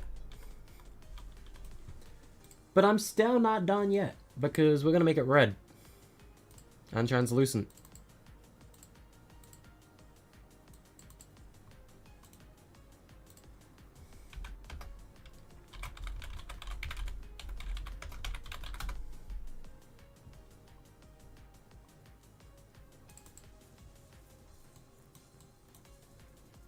We're gonna, first of all, make it translucent.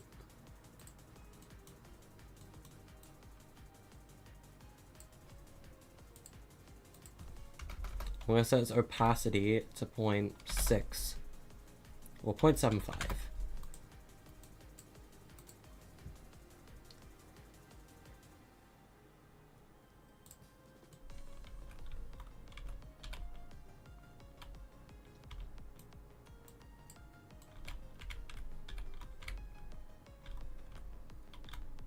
It's like a storm's brewing up.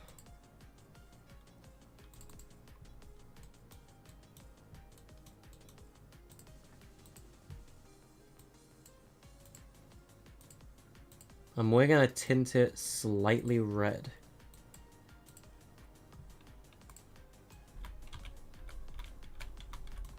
It's still a little too gray.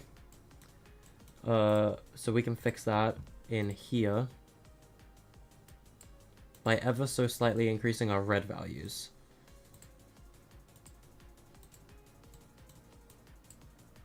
That's a lot more red.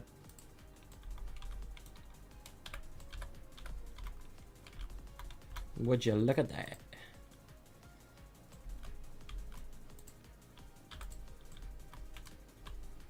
This needs to have no collision at all. This one already has special collision.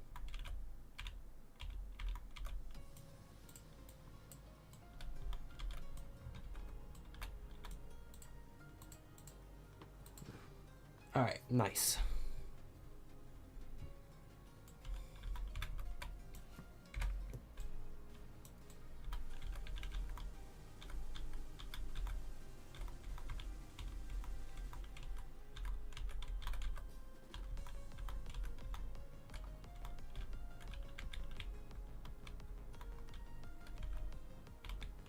I can get rid of the block slab now. We don't need that.